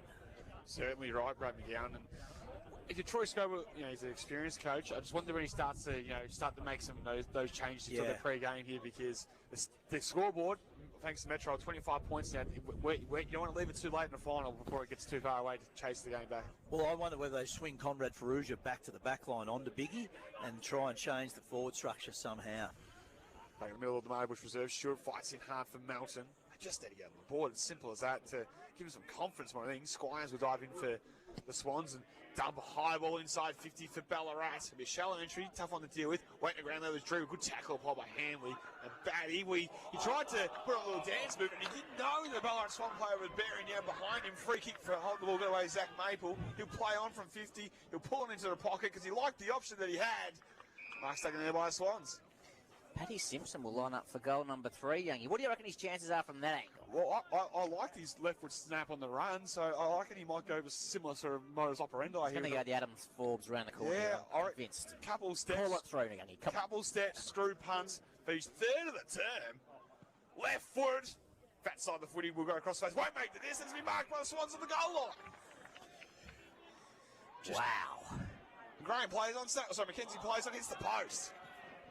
Just keep an eye on Biggie Newen here, Sammy Treasure. He's hurt his right hand, I think. He's waved at the bench a couple of times as if to say, I want to come off. That's the last thing Ballarat want, but he does seem to have something wrong with one of his hands here. I think it's the right hand. He might need to get to restore hand therapy, Brad. Don't let hand and elbow injury sideline you, Biggie. As the kick comes back into play, comes up the line. Mark taken by Melton. They're conscious of quick ball movement. They come inboard, but once again, letting down is their delivery, and Ballarat able to get numbers back through Perkins. They're able to force a stoppage in the middle of the ground, and golden opportunity goes amiss. Yeah, Melton just, they have now opened up their forward line with Kite the only one deep, but just need to get it in there now. They do, as Simpson, who's had a terrific first half, not able to pick up plenty. The umpire says in the end he was held at it. It'll be a free kick to Paddy Simpson for Ballarat. They wheel around, pull it into the corridor, good kick in the direction of Perkins, drop the mark, good enough time to get back to his left side, pounded inside 50 for the Swans. Mackenzie again, the pack of players, brings to the ground. Opportunity for the Crummers to go to work for Ballarat. Head clash. Yeah, heavy hit as well as the Melton player went down. We'll stick with the action on the outside as it goes out to Scoble for Melton. Dumps the kick down the line, and Ferrugia behind, but strong hands takes the grab, take inside the centre wing on the outside from our broadcast position. Can he find a mark forward to centre? He goes in the kite direction on the lead. It kicks to his advantage. He's got good hands. Batterstella did well not to infringe to the umpire. The ball's gone out of bounds. We'll throw it inside 450. He's shaking that right hand, Biggie Newen. It does look like he's going to pay a free kick. Was this the outer zone umpire? Yeah, it's going to go the way of Kite by the looks of it. Well, and he's signalling for a hold, Youngie, right? Arm chop, was it? Yeah, and Kite remonstrated as if he was being held, but then got on with it and ran on. So Braden Kite, this is not out of his range. He's going to kick from probably 50-55. He's gone back pretty confident in front of a pretty vocal Ballarat supporter group over that side of the ground. So Emmett Hooper stands the mark just inside 50. Braden Kite comes in. Distance is going to be okay. What a shot from there, Braden Kite! Melton have their first. They got a 139, Ballarat 4-5-29. Metro scoreboard. And Kite gives it to that supporter group over there. He has loved that goal. That's the goal that Melton needs, just to get a bit of enthusiasm. Roger, you've got a bit of enthusiasm going in me after your exciting call. But yeah, you're right. They just needed a bit of leadership there and just something to happen. Great goal by Braden Kite. Melton on the board. Some individual brilliance from the little master, Braden Kite. Club game 250 today. Senior goal, 400. Yes, that's right, 488 for the Melton Bloods there. Now, what a goal it was. One of his best. Top shelf stuff as Melton get their first of the afternoon. Graham wins down the ruck. Can they double the dose? Crouch for the Swan, try to come away with it. He just slapped it to his advantage. Fighting on there was Hickey for Melton. Hack kick forward there by Simpson of Ballarat as it enters forward. The umpire's going to pay a throw. It was rushed forward there by Richard. Yeah, I don't know about that one, Youngie. As Walker will go with the corridor kick. Reading the cues nicely there with the Swans coming across there with Zach Rinaldi. Balked his opponent as he swoops him past Mackenzie. He'll get the 1-2, put the stiff arm out, got away from the whoopie tackler. Piercing ball, Piggy on the lead! Takes the mark as he slides in. Zach Rinaldi with some individual brilliance of his own. First the pick in the pocket, then the 1-2, then the stiff arm and the piercing ball to find Biggie on the lead. And that option is working for Biggie on a lead there. Like, they've gone to him high, but then they've also gone low, but it's always been around the top of the 50-metre arc, and he's just been getting one-on-ones. He's so damaging. Don't worry about that right hand when the mark's hitting you, bang on the chest like that. Doesn't need hands, just his chest, Youngie. So Biggie on a 45-degree angle from about 5 metres out or so. Starts that long and deliberate approach. The right foot kicks on its way. He'll draw back with the breeze as he starts it right, but not enough. It's a minor score. 4-6-30 on the Metro score with a 1 goal 3-9 of Melton. If you thought about the Sporting Globe player of the game so far, it probably has to be Biggie Newen. He's probably only touched the ball 5 times, but he just feels like he's the most influential player on the ground at the moment. Ball comes back into play out in the direction of Phillips for Melton. Got an arm up, wasn't able to take them up. Ball went to ground. In goes Walker, not able to pick up plenty. Farouj is in there as well. Comes back to Max Scoble, puts a hurried kick down the line. Perry, one grab, not able to mark. Hickey tries to go back in, picked up in the end by Fraser. Gives a left foot, dangerous almost, but Crouch is good enough to pick it up. Initial inclination was to go to Perkins, but then decided against it and gave it to Maple instead. Ballarat content just to hold the ball in the middle of the ground. Fraser with the ball in hand, taking a mark from a 15-metre kick. He plays on, goes on to his left boot. Clever use of the foot. He comes up the line and finds Chevy Smart. Chevy Smart looks to a teammate in the pocket by himself. Was there arm interference? Umpire says yes. And it's going to go the way of Perkins, around 35 metres from goal. Gee, it was good use by Ballarat, wasn't it? They decided they didn't want to bomb long. They went into the middle to Brad Crouch. Now, Brad Crouch is playing as an old-fashioned centreman. He often doesn't leave that centre square, so he's often by himself there. But they switched and went around. Melton had a spare defender. They went, we're not going to bomb it long to you. We're going to go through the middle and around and get a shot on the other side instead. Yeah, well pointed out by you there, Brad McGowan. 100%. That's what Brad Crouch is doing. Just rolling that middle of the ground and setting up a lot of play as they look to access that corridor for him on a number of occasions. Perkins, as I said, he's had a wonderful year. Comes in to bite one back for the Swans. Kicks on its way. Kept it low. Kept it straight. He's got his first of the afternoon. The Swans have 5. That's 5-6-36 on the Metro scoreboard. It's 139. Yeah, Ballarat just seem to have all the answers at the moment. They've looked to change angles a little bit as this game has gone on. Initially, it looked like they were going down the line.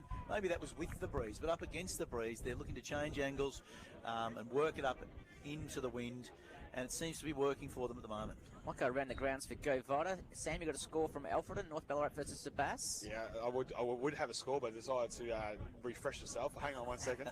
Sebass 5-4-34 leads North Ballarat's 2-5-17. So the Borough with 3 goals in a row. We'll keep an eye on that one for Go Vita as the umpire throws the ball in the air. Hickey will get the clearance for Melton. Kicks inside 50 in the direction of Carter. Keith's right on his hammer and able to nudge it back. Farouja wasn't able to pick it up. Ball went to ground. O'Brien got it back to Gray, got it back to Keith. Cleverly worked from Ballarat outside of defensive 50. Comes up the wing in the direction of Drever. Walker intercepts from Melton, comes back to Riley, goes across the ground and finds Batty. He's in the middle for Melton now. He kicks long towards 50 in the direction of Scoble. Probably dropped the mark he should have taken. Perry comes steaming through. Well played, Perry. His handball was intercepted by Scoble. Scoble goes on the outside of the right boot and finds Kite. Gee, that was great speed by the Scoble boys there. And now Kite is pressed up against the boundary, but this is kickable for him. Youngie's marked it down already. He kicked one brilliant one from the other pocket from the boundary. This is on ducked in the left foot pocket. He's going to take a few steps. I'm going to imagine goes snap around the body. It is a good 40 metres. He's got to hit it to Sharon perfectly, otherwise it could be trouble. Snap around the body. He hits it wobbly. It's across the face, and in the end, he's probably lucky to scrape it through for a minor. It's 1 goal for 10 on the Metro score with a 5-7-37 here thanks to Metro. Yeah, Ballarat would be dominating inside 50s, dominating clearances, dominating hit-outs. Melton are a bit starved from opportunities, and when they do get the ball inside 450, they're just not being efficient enough. So just ticked over the 21-minute mark in this second quarter. Kick out comes down. Richard gets up and takes a ripper mark over the shoulders of Billy Crofts. Tyson Richard, he's been prominent and he'd be a contender for the Sporting Globe Player of the Day today. He's been very prominent. He comes up the line and finds a teammate in Perkins who marks on the wing right in front of his bench. Shorter option up further afield and finds a teammate in Squires. So Wyatt Squires with the marker taking side centre wing on the broadcast side. A wonderful fly there from Tyson Richard, marker of the day contender in the build-up. As the kick from Squires is down the line, fisted away by the Melton defence in Carter. His hand was broken up in the Hickey direction, but Melton got enough numbers to work out the Scoble. High ball down the line. Liam Carter up against Keith, and Keith just volleyballs it forward to Squires. Retreats back to Maple, who go all the way back to centre half, back to the loose player there. And Hanks will shift the angle across his defence to find Jack O'Brien. He had Crouch in the middle where he's been rolled all afternoon thus far unopposed. He decides to go further afield and find Fraser. He can wheel to that natural left side, pound a long wobbly kick to half forward. Poor strike to Sharon. Borg takes the intercept mark half back for Melton. Ballarat just always seem to have the next player in when it's in the back line. They always seem to have that player there to help them out. So Borg takes his kick, goes short to Jack Walker. He comes inboard dangerously towards Billy Croft, but he's able to take the mark. Billy Croft in turn goes short and finds Liam Carter. He plays on, goes towards 50 direction of Faruja. Good strong mark overhead from Conrad Faruja.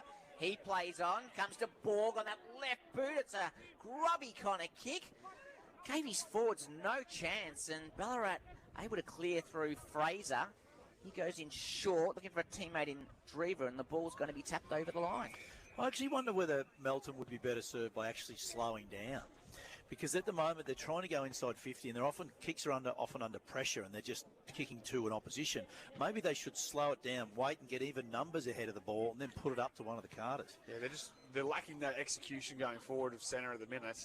Kick by Borg, tail tape that is as a result as he just was streaming through at severe pace on his non-preferred left boot and wobbled it, almost to the chest of Scoble. But yeah, I mean, I understand going quick to try and find a leading target, but it's often that Ballarat have got the extra number in there, so maybe slowing down can help them. So you've got repeat stoppages on the far side, just the attacking side setting for Melton. They're 1-4-10 on Metro score, which home the Ballarat Swans 5-7-37, 24 minutes gone in the second term.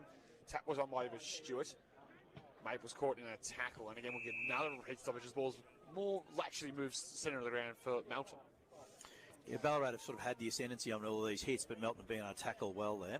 24 and a half minutes gone in the second quarter. Borg, out of that stoppage, goes on to his left boot, kicks inside 50 over the head of Kite. Carter comes out to meet it off his knee. Haynes goes in, picks it up for Ballarat. Handball back to a teammate.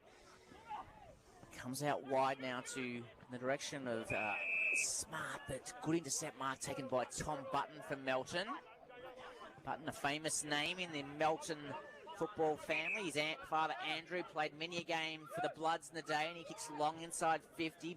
Ballarat with the numbers back, no one able to mark. Ball comes to ground. It's going to be a ball up around 25 metres in the Melton goal. It really is obvious that Ballarat are getting numbers back, like their midfield, and everyone's down there. It's very hard for Melton to score. Yeah, it's time for those equal numbers for us of centre there, Brad, because that was a 4-1 in the air. Yeah. Melton very lucky just to neutralise it and bring it to the ground and get stoppage inside 50, but there's just no opportunity to score when you're going to send balls in like that. It's just easy pickings for the likes of Keith, O'Brien, and the key defenders of the Ballarat Swans. 40 out from goal inside 50 for Melton. They get one against the grain and give them some confidence going towards the halftime break. Scoble slaps it towards the boundary line, and in the end he's escorted over by Wyatt Squires, who hasn't missed a step.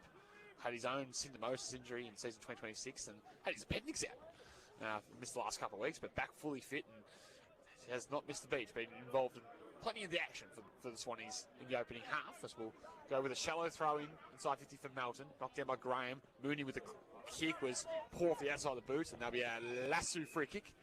They'll go the way of Scoble, 70 from goal. Need to try and get something out of this. They're in a good position to enter deeply into forward 50. So Max Scoble plays on, kicks long, inside 50. Graham gets back for Ballarat, not able to mark. Taps over the back to Perry, and it'll be a ball up. What do you reckon Nabby's thinking at home, Youngie? He's watching this on the screen. He's desperate for a Bloods goal, I reckon. Certainly would be. Ball thrown in the air. Comes back to Walker and just kicked it slightly to the right. Faruja nearly marked it, but it was tapped through for or behind. Melton go to 1-5-11. Ballarat 5-7-37 on the Metro scoreboard. And it's hard for Billy Griffiths to be able to get it perfectly on the move because Ballarat are winning most of the hits, so he's sort of got to read the opposition. Can't go early with his running pattern through a stoppage, but he did a good effort on that occasion. Short ball by Maple, defence will find its way to Zach Rinaldi, deep inside defensive 50. As a bit clock management might come into the end of this term for Ballarat. High ball down the line. In the end, Greenshields called into it. Perkins just weighted down, got the crumbs. Left foot kicks superb, finds Big Newen high up the ground, marks on centre wing on the broadcast side. And he looks backwards and laterally as he has not a lot of cavalry in front of him. In the end, comes out towards the broadcast side and finds Zach Maple. So Zach Maple, he's going to look inboard to his brother, Tristan, who marks centre wing, broadcast side of the ground. Swannies lead by 26 points here, 27 in a mark of the second quarter. As Tristan Maple is called to play on. Goes in short and finds Biggie Newen. So the Swans are conscious not to bomb inside 50, and Biggie Newen is a long way up the ground. So he's marked this in front of his own bench, which is directly on centre wing. Goes in short and finds Wyatt Squires. He elects to play on, goes low and long. Richard comes out to meet it, got a handball over the back. Came to Zach Rinaldi, kicks it inboard over the head of Gray, spills out the back, chance for Drever, if he's able to pick it up. Tackle without it, maybe. Umpire said no. Strong tackle late on Burkwest. He actually went down quite awkwardly in that tackle, Burkwest. Leg looked to have twisted around. I just hope he didn't get trapped underneath him as well, because, you know, it's Scoble, actually, but he has got to his feet, thankfully. Yeah, the Melton players were waving at us, which made us worry that he's up again. We'll go inside 50 here for Ballarat. Tap down by McKenzie to try to find Perkins on the fly. And another stoppage is the result. Inside 50 for Ballarat. 28, now 29 minutes gone in the second term. It's Chase Scoble, and he's still noticeably limping out that far side there, Youngie. Stewart will get the tap from Melton down to Crofts. His handball was broken up by Gray. In the end, he got it back. Balks his way through, and then the outside of a banana kick will clear D50. Oh, driving late was Perugia. They won't like the treatment that was applied as he ran through his direct opponent. Could that be 50? Well, it depends. Well, he hadn't marked it, I don't think. By the time the contact was made. That So would be the question that, you know, I guess about Swans favour would be asking, was the mark before, or contact before or after a mark would have been taken? Umpire says before, so just a free kick and not a 50-metre penalty to advance the Swans to the top of the goal square. Long left foot kick there from Fraser in the Biggie direction. He crashed the pack ball to turf. Right foot stab around the body comes from Ballarat. It's across the face for a minor score. 5-7-37 Ballarat. Melton won 5-11 on the Metro scoreboard. It's been a one-sided first half as the kick comes back in and finds Burkwest. Plays on with a handball, trying to generate some movement here. Melton, but they seem to be going backwards to go forward. Ball comes out to Stewart, the ruckman. Round one, round two. Hurried onto his left boot and kicks it to his opposing number in Graham, who marks on centre wing. Paddy Graham from centre wing will pound inside 50. And the Siren will beat the Swans and beat Biggie Newen to try to take another mark inside the paint for Ballarat, as that's the halftime siren to signal on the Metro scoreboard. Got away with it. Good pressure from Edwards. McGuigan in front. Good fall from Jones. Good bit of pressure from the Devils. Lahoure needs to be quick. Took them on. Now he can get boot to ball. And a pot shot of the goals, the defender. And gave little work for the goal umpire to do. Back-to-back goals for Darley. And then with an 8 points here at Darley Park to North Ballarat. Margin, or the halftime one of that restored. So Morris sent the ball from deep 50 to the middle of the ground to Ross, who set it in the Loverson direction. Coast to coast for the Roosters. All they need here is a finish. Open goal, and Loverson has got it done. Fit it back towards Darcy. Needs to be sure by foot, and he was, to Andy Azzopardi. Got on the end of it. Needs to be good by with his decision-making here. And he went long. That was a good kick towards his brother Adam. Didn't let him down. Took a nice overhead here. Can they square the ball? Well, Younger kept running. Fed it by to Joel Cabin. This is a good passage from the Devils. Can they get a finish? Joel Cabin's shot on goal is good. Their best passage of the afternoon. Clever little throw to Rungy through traffic to Edwards. Now he could cap his game with a goal, but it went to Baker, who did the unselfish thing from the boundary line and popped it through to Adam Azzopardi. Went wide of the pocket, bouncing ball Johnson. Corralling there was Morris. Kick across the body. Myers. Bouncing ball, favourable. Devils on the board here at Darley Park.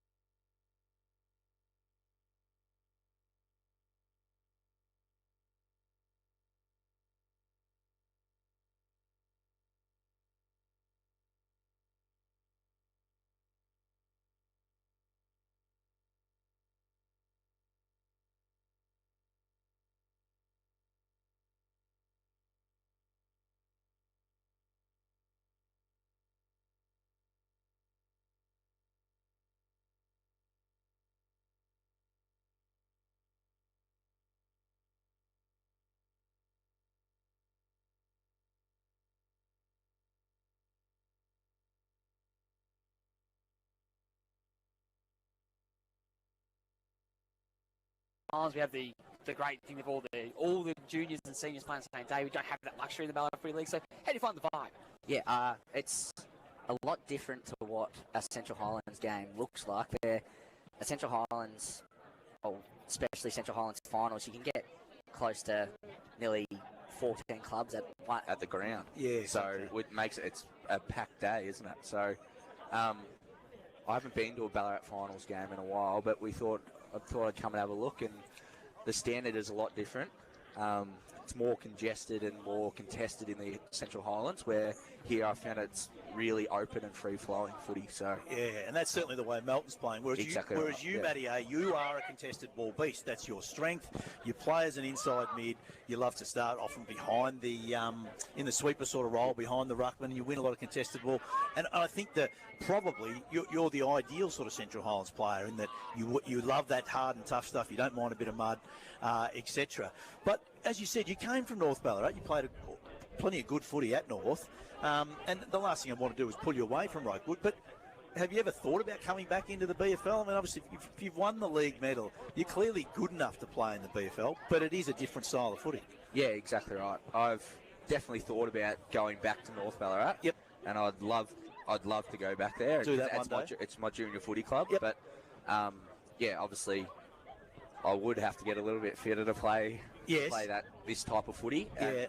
And, once upon a time, I was that type. I did play that style of footy. Yeah. And while I was going through the Rebels program and stuff like that. But yeah, I'd definitely do aspire to go back there. But I'm assistant coach now at Rokewood with Ro Brown. So that's really good. And I'm obviously captain as well. So I tend to be a pretty loyal man. So I'm still loving my time out at Rokewood, so I want to keep continuing there. Good segue there, because obviously we listeners of the Ballarat Footy League will have a familiarity with Ron Brown, and of course, and you are, as you said, he's assistant next season. So how's the early conversation started with meeting with Rowan and starting to, I guess, the pre-planning for season 2027 for the Hoppers? Nah, it's been really good. We are on a recruiting path, but I'll keep that on the down low. Is there anyone today? No. I've just come to have a look today, but look out, Ballarat, by the sound of it. Yeah, but lies, mate. Lies. No, but obviously Central Highlands clubs, or of course they go to BFL games. You might have even gone to the reserves earlier and had a bit of a look, because that's often a hunting ground. But obviously, Rowan Brown has had his contacts. The ex-Lakers coach gave it moved on from the Lakers about midway through, so he'll have names from the Lakers and from the BFL that he'd be talking to. And as you've said, I guess you're having meetings and discussing who might be a possibility to come in, because Rokewood don't need that much. As you said, you finished 10th, top up with a few players, and you could go back into the finals next year. Yeah, exactly right. And our main mission right now is to re-sign everyone for Rokewood. Yep. So that's what we want to do. And once we get that, then we'll go and recruit and top up and try and get 3 to 4 stars, you say, that we have in the Central Highlands, and then top up around there. Can you get an old coach back around? Oh yes, we'd love to. Ultimate Spider, and Spider as well. Yeah. Hey, just to finish off, mate, who's going to win the Central Highlands this year? Bungaree look very good, but Dunstown are coming. My late tip is Dunstown. Against Bungaree. Their lead into the finals has been terrific, so I'm with you there on the town. They're starting to gel really well. So. Starting to really come and turn the screws. Matt, it's been a great little chat just to get a bit of take of the Central Highlands food. Also, congratulations on winning the Jeff Taylor medal, a well-deserving winner. And best of luck with your assistant coach role at Rokewood next season. Cheers. Thank you very much, guys. Here at the Marty Busch Reserve, we're going to take a break. Thanks to no one to go at D2 Gym. You're listening to 3BA Footy's Home Grounds. Ballarat, it's on 3BA's Ballarat Today.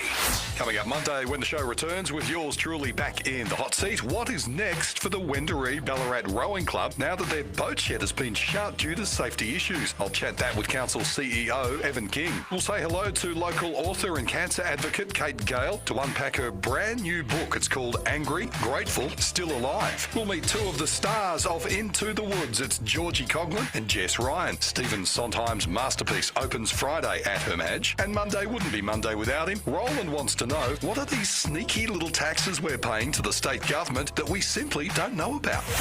Ballarat Today. It's what Ballarat is talking about. Weekdays from 10 for Ryan's IGA and Open and Close Solutions on 3BA 102.3. Audio. It's more powerful than you think.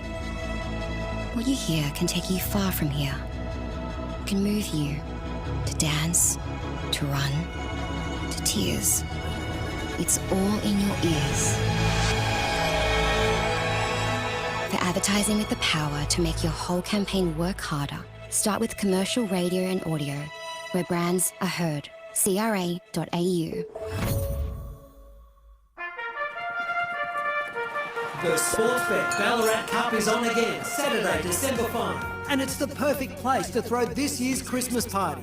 There's going to be amazing entertainment, including fashion, food, and the Sportsbet after party. Hospitality packages to suit all budgets are now available. So don't miss out on a fantastic day at the races. Head to ballaratturfclub.com.au or phone the club today. The Sportsbet Ballarat Cup, Saturday, December 5. What's gambling really costing? Pack your bags. The Qantas Frequent Flyer Member Sale is here at 40 Winks. For a limited time, save up to 50% off mattresses, bases and more in-store and online at 40 Winks if you're a Qantas Frequent Flyer member.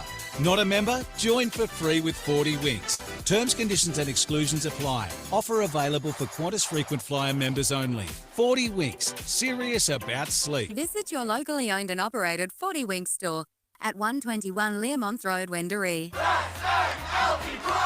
Kyle, how much for 1 kilo of middle or shortcut bacon? $17.50. Oh, that's gotta hurt, Kyle. Now just $9.99 a kilo, save $1.50.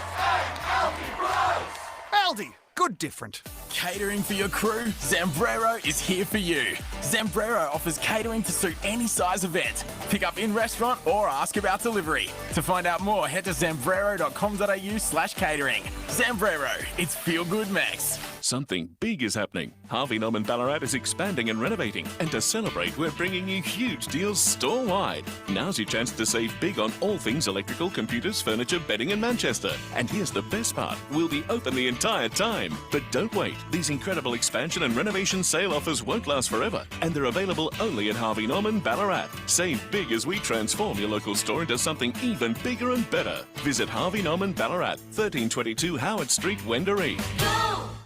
Hi all, Scotty here from Ballarat City Caravans. When it comes to caravan servicing, our qualified technicians bring over 30 years combined experience and work on all makes and models. We do it all: laser wheel alignments, diesel heater installs, bike racks, 12-volt systems, trailer and horse float repairs. And we're your local agents for Dometic and Thetford fridges. We are also your preferred insurance repairer. So come in for a free quote today. Trust your local team who know caravans inside and out. Ballarat City Caravans. We interrupt with a pie weather update.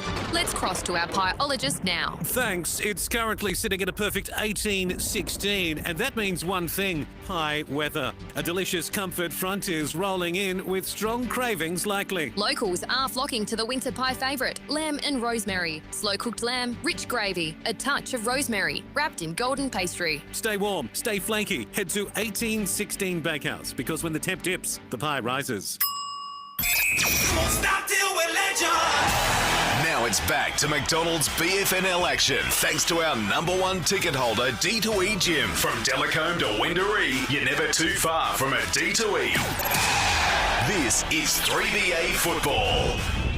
Welcome back to 3BA, Footy's home ground, thanks to D2E Gym. Delacombe to Wendouree, you're never too far from D2E. As we go down to our Sam Treasure for an injury update, thanks to Restore Hand Therapy. Don't let your hand and elbow injuries sideline you. Restore keeps you in the game. Sammy T. Thanks, Youngie. Yeah, no, both clubs will be happy with their outputs from that first half, and there's no real injuries to report on. One I am going to keep a close eye on is Chase Scoble, who right at the end of that second quarter did get his legs taken out from underneath him, and he did look like he was in some pain in his face. When the halftime siren went, he looks pretty sore, so he's the one I'm going to be looking at coming up, but aside from that, there's nothing else. And you've obviously made an opportunity to pop over to the netball too, Sammy T, to check out a close game there between Lake Wendouree and Ballarat. Yes, and in brawling clash here, Youngie, and it's close, like we suspected. It's 49-44. The Lakers just have their noses in front. It was as little as 2 goals before, but we're deep in the fourth quarter there, so they're just holding on by 5 goals as it stands right now. Yeah, so the Lakers getting the job done there at the moment of the Ballarat Swans, but still maybe enough time for a late comeback. And of course, they came back late in their first meeting this year to cause the draw in the final few minutes there. So not out of the realms of possibilities for the Ballarat Swans in the netball. But back on the footy action, Brad McGowan, interested in your thoughts from the opening half of footy. Who's been the real highlights for the Sporting Globe player of the day, but also try and paint me a bit of a picture of how Melton can get back in this game. Yeah, well, one thing you probably shouldn't take too much notice of how players look when they run back out after half time, because I can remember how I used to feel. But Alex Keith, who has been very good for Ballarat, has made it harder to score. He looks very proppy coming out and is struggling to move. But Melton just haven't been able to get enough ball inside 50. They haven't been able to get connection between their midfield and their forwards. Like, I don't know that I can picture a time when a Melton forward has led out and marked the ball inside 50. We don't have access to those stats, but I'm not sure they've had a mark inside 50. Whereas at the other end, Vicky Newham would have taken 3 or 4, and Ballarat seemed to be able to go around that spare defender that Melton often like to set up. So Melton need to do something different when they go inside 50. Maybe they need to find a way to get the ball in the hands of better kickers. So do they change their midfield mix to try and have some better players maybe on the outside that can receive the handball, or do they even put better kickers on the inside? And then what can they do with the structure of their forward line? At the moment, they're playing Conrad Farrugia as a defensive forward. Can they swap and then they're a bit more of an offensive matchup? Can they find a way for Kite to get the ball a little bit more? And it's challenging because they do have plenty of talent in there. They just haven't been able to find them. Yeah, Kyle Bork's one for me they need to get into the game. He's the real barometer for Melton. When they're up and flying, he can be really damaged on the outside. And I reckon just, from your point there, Brad, maybe if he starts off half back, kind of like what Tristan Maples did with Ballarat, and then get the ball and make him be that architect from half back and break some lines and shift some angles, because that's what their issue's been, the breakdown from half back to half forward. And Manito is usually that one who's so good at identifying the holes in the opposition, defence kind of, or the screen, or whatever you want to call it. He's so good at just finding his way through gaps, and they don't have that today. I know they're trying Burke West in that kind of role, and he's done some nice things as a baddie, but it's just that link between the back and the forward half, isn't it? Like, they need to get either the wingers involved, or in the end, when you're 4 or 5 goals down in a cutthroat game, you need to start playing through the middle a little bit more. Yeah, you might be onto something there, Rog. Like, I've found that Melton have been pretty good at cleaning the ball up off half-back and switching it and taking it out the other way. But they then seem to get caught when they get to the edge of 50. So maybe you could take a step back from that and say, well, were they aggressive enough with that movement? Did they go all the way around the other side? Whereas maybe they just need to put a more of a risk-taking architect off half-back, like you're saying, and go, instead of going around, go through the middle. Yeah. Bite off the more dangerous kick. Go through the middle, and that way you're going to be able to enter 50 from a more attacking position and make it then more likely to find a forward target by themselves. A quick around the grounds, thanks to Go Vita, your local health. So it's half-time in the match between North Ballarat and Sabas. Sabas got it out to a almost 30-point lead at one point. They're 8 goals, 4-52, leading North Ballarat 5-6, 36 in that one. So, and the ground conditions actually look all right. Like, it's better than we probably thought, and I know we were there a month ago, it was a bog, but... It was also, it was actually when these two sides played there, and it was a heavy track and a wet day. It was pretty tough conditions, but from the vision that our great friends Red Onion providing from picking through that, you can see that's actually in reasonably good condition at City Alphanova. So one of the Carters looks to have set up at centre half back here for Melton. That's Ryan. A change. Yep. So that's Ryan Carter goes to centre half back. So they swing Harrison Hanley forward, Youngie. They've done that late in the season with some success. Could that be on the cards? Harrison Hanley's on the midfield. Yes, he's gone on ball to. We've gone with a bit more of a stocky midfield crew with the likes of Walker. So both Kite boys have gone inside 50 now. So obviously Braden and Jordan have kind of split their time forward and mid. Well, Borg's gone forward again as well, which is sort of against what I was predicting there. So Ryan Carter would play on Biggie Newen, you would think, down there. Logically in size, but again, the times they've actually been able to defend Biggie Newen is when Melton been able to generate their own spares behind the footy and and get 3 or 4 in the contest. So it's sort of a team defence approach against the superstar from the Ballarat Swans. Just before we get underway, I might cross down to Sam Treasure for an injury update thanks to Restore Hand Therapy. Don't let hand and elbow injury sideline you. Chase Coble was the victim of a tackle which swung his leg around, and I can't see him out on the ground to start the second half. Have you got an update on that for us, Sammy? I wish I could tell you more, Roger, but I'm still at the netball. It's right in the final stages, so I'll tell you as soon as I have an update. Thank you very much, Sam Treasure. Here's Sam Young to get the second half underway. Melton in response, trailing at the major break by 26 points. On the Metro scoreboard, we're off and running again. Umpire's picked a free kick for a hold. It'll go the way of Ballarat. It's going to go the way of Brad Crouch, who will have good numbers again this afternoon as he pounds a high ball inside 50. A shallow entry to do it. Drever caught behind, fisted away by the Melton defence. Ball goes out of play, and Ballarat gained that territory range towards half-forward flank on the outside. So Ryan Carter's actually gone to Tyson Richards, who has been quite good down there for Ballarat. So it's a challenge for Melton. Who do they try and stop, Biggie or Richards? They've both been handy. And who do we give the Sporting Globe Player of the Day to? They're lining up for Ballarat at the moment. They're well on top as Walker wins the clearance for Melton. Comes back to Perkins. He's certainly in a contender. His handball was a dangerous one towards Maple. Melton able to get their own handball, which missed its target. Came back to Fraser, to Perkins. On the outside to Gray. Goes in short up the line. Ball bounces to Crouch. He's outside 50 for Ballarat. Takes his time. Looks for Simpson. Goes over his head. Taken high was Riley Walker. It'll be a free kick going the way of Melton around 45 metres from the Ballarat goal. He goes across goal. And this is what Brad McGowan was talking about, this lateral ball movement with a bit of urgency and a bit of daring. And in the end, it's going to be Phelps with ball in the hand. He comes up the line from Melton and finds Carter. So Ryan Carter takes the mark, and he initially just wants to give the handball off instead of continuing on. He's actually in a bit of space. He was a bit more talking. Chips down the line to the head onto the head of Kite. He's unable to mark. Walker got the crumbs off to Sullivan. He'll go inboard with spearing pass. Hickey at full stretch couldn't hang on. Got away from the whippy tackler though. He did Hickey. He'll go for his full run. And maybe some, as he spears it inside 50 for the Bloods. Getting across there's Perry for Ballarat to mop things up to Keith. And in the end, the Swans swinging out towards the broadcast side. Perkins with a high ball down the line. Should be cut off there by Cotter. Although he dropped one, he should have taken enough time to retreat. Get the handball off to Riley Walker. High ball down the line. Sit underneath it. Should be this time Hickey, and he marks. Hickey plays on quickly with a handball to Carter. Carter kicks long inside 50. What have they got? Farrugia will be against two. Ball spills to Grant. Braden Kite, he runs onto it from 20 metres out. Melton have the first of the second half and just their second for the afternoon. They go to 2-5-17. Ballarat 5-7-37 on the Metro scoreboard. So really interestingly for Melton, Ryan Carter has gone to that half-back position, and he was the one that has actually entered 50 there 2 or 3 times. He's gone, like you think centre-half-back defensive position. No, he's actually become an offensive weapon, and that allowed them to get the ball inside 50 multiple times. There has been a change there, and that has worked for them. How smart's Braden Kite? He's a good aerial flyer, but he just knew to stay down. Has always go off hands, and just was in the perfect spot to crumb and goal. Can just do it in the air, can do it at ground level. He's a star. He's an absolute superstar, the co-captain of the Melton Football Club. Dangerous player. As we have Stewart at the ruck against Graham, and the important thing for Melton's now to get that back-to-back goal that they need to get back on the Metro scoreboard.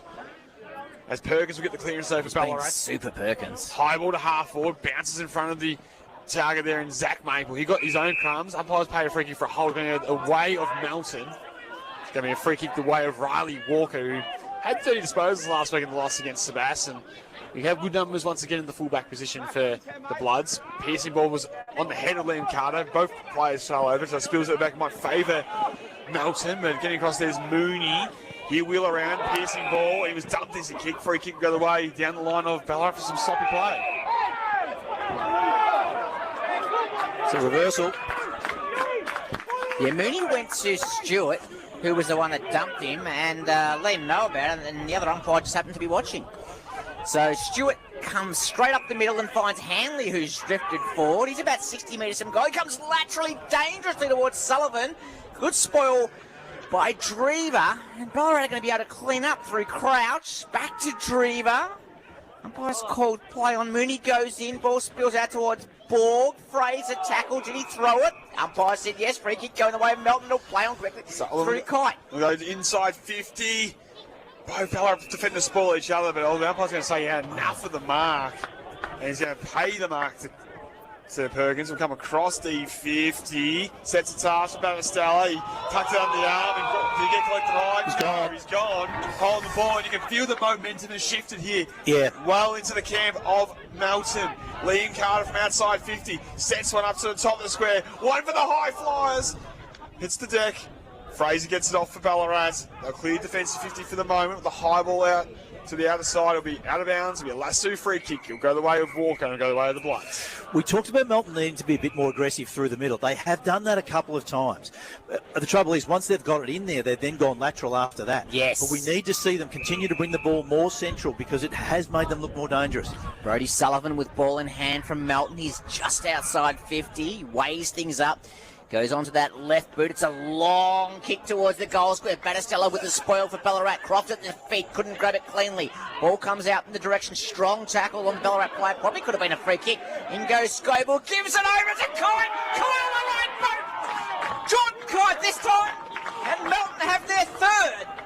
3-5-23. Ballarat 5-7-37. They just the structure looks like it should work all of a sudden now. They're because of their better ball movement, they're getting it in longer and to more tall targets, and the Kite boys are doing the damage at ground level, which is where they're best. The brothers of destruction, Braden and Geordie Kite, do it again. They kick all Melton's goals again. They do it so often. They just bob up and they just make something happen. Well called by you, Roger Legrand, and a wonderful finish for a goal today contended from Geordie Kite. And importantly, the Ballarat spare defenders haven't looked like they're just going to mark the ball or intercept it because the Melton forwards have been getting the ball to ground. 6 minutes into the third term, Melton have flicked that switch that we know they have, that next gear. Crofts gives the handball off to a teammate Walker. They keep it moving forward back towards Hickey. He'll get off there to Lockie Walker with the drive-by. High ball to half forward for Melton. It spills at the back. Hanley unable to gather. In the end, a stoppage inside 50 will be the result. 49 minutes out from goal. It's 5 goals, 7-37 on the Metro scoreboard the way of Ballarat to Melton 3-5-23, but they're coming. Interesting, Hanley has swung forward for Melton. We'll get Brad McGowan's thoughts on that shortly. He started the game in defence as Scoble gets a high up and under. Comes down to Walker. Short little kick to Kite on the lead. He marks around 45 metres out. We know he can kick it. What do you reckon, Sam? Has Brayton got it in him? He absolutely does. I think it's just the game and the momentum is in the Bloods camp. Yep. And it's in the best hands, not just at Melton, but in the competition. But the kicking from the stoppage has been better. Just having Hanley in there has just changed the make of that midfield a little bit. They seem to be using the ball better because that was a perfect kick to Kite. Start at the right-hand goalpost. Let a little bit of breeze bring it back. It'll do all the work for him. He goes too far right and actually continuing on that direction. He's been lucky to scrape through for a minor score. A missed opportunity, 3-6-24 on the Metro score with a 5-7-37. Melton having their run, though. Ballarat need to try and weather this storm. Well called, Brad McGowan. Ball comes back into play to Crouch. He knows how to calm things down. Gives the handball over to Battistella. Comes up the line, finds Squires. First game back since round 10. He plays on quickly in the direction of Perkins, who's been super this afternoon. Good spoil from the Melton defence. They load up to go again. This time Cotter with the ball in hand. Goes around Mooney. Looking for a target. He's got nowhere to go. Comes over to Walker. Comes back to Carter, to Phillips. Phillips with time. Up the line in the direction of Kite. Kite again. Now stretches arms, takes the mark. He'll want to wheel and go. Plays on.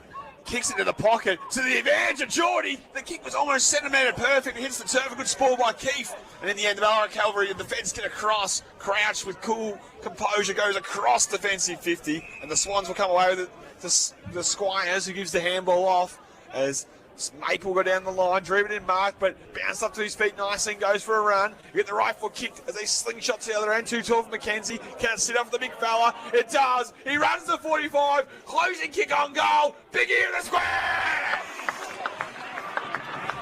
And Binion takes the mark on the line. It was in the square. We straightened up. Melton players say it was just outside the square. So if you put on an acute angle, you feel by the umpire, it still should be no problem. He must have marked it in the square because he hasn't gone on any angle at all. Well, in the end, just pops through casually as you like. The coolest, calmest player on the field, Big Neal gets his third. 6 goals, 7-43 on the Metro score with 3-6-24. And one against the grain for the Swans after this 9 minutes of football in this term. Brad McGowan had been all Melton. Yeah, and that's exactly what Ballarat were looking to do. When Melton were trying to take that ball inside 50, Alex Keefe was a spare defender the whole time. And so you saw that Melton kept looking up and going, oh no, Keefe's there, I've got to go short, I've got to go wide. And they did that 3 or 4 times effectively. And then it was Kite that almost did that perfect kick inside 50. It was just just picked off by Ballarat in the end, and they were able to transition the ball. And then, unfortunately for Melton, Biggie Newham one-on-one running back towards goals, always a dangerous forward. Graham won the hit out to Perkins, who went onto his left boot long inside 50. There's some holding going on. The free kick going to be played the way of Melton, and it's going the way of Carter. Plays on with a handball to Walker. Comes outside defensive 50 for Melton. Up the line. Carter, Liam on this occasion. Handballs it to Sullivan. Probably should have been pinged for holding the ball there. It won't make any difference.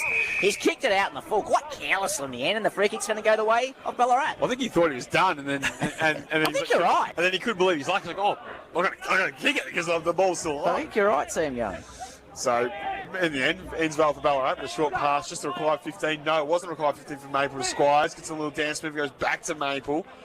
We bite one off the corridor. No, he just pounds a long one high down the line. Biggie with a lot to beat in the air. Crash the pack, hit the turf. Opportunity there for Walker. He tries to go corridor. Bouncing ball will set the task for Burquest. Hayes his head. Almost his head decapitated from that tackle.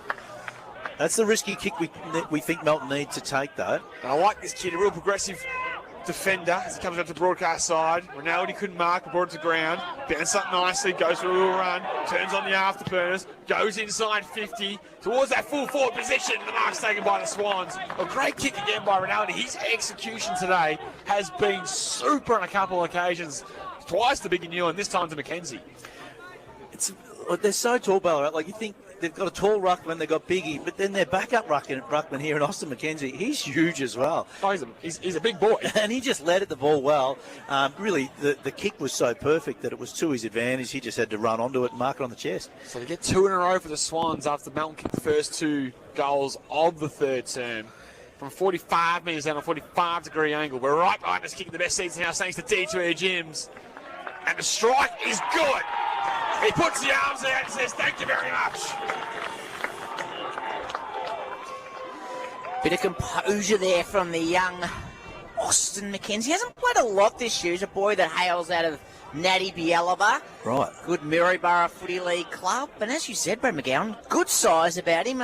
Probably a longer-term prospect for the Swans. Yeah, so younger, developing key forward. And geez, he moved quite well then. And he was the one that kicked the ball to Biggie to set up the previous goal. So he's been very handy as that second key forward there for Ballarat. And Ballarat just skip away again now.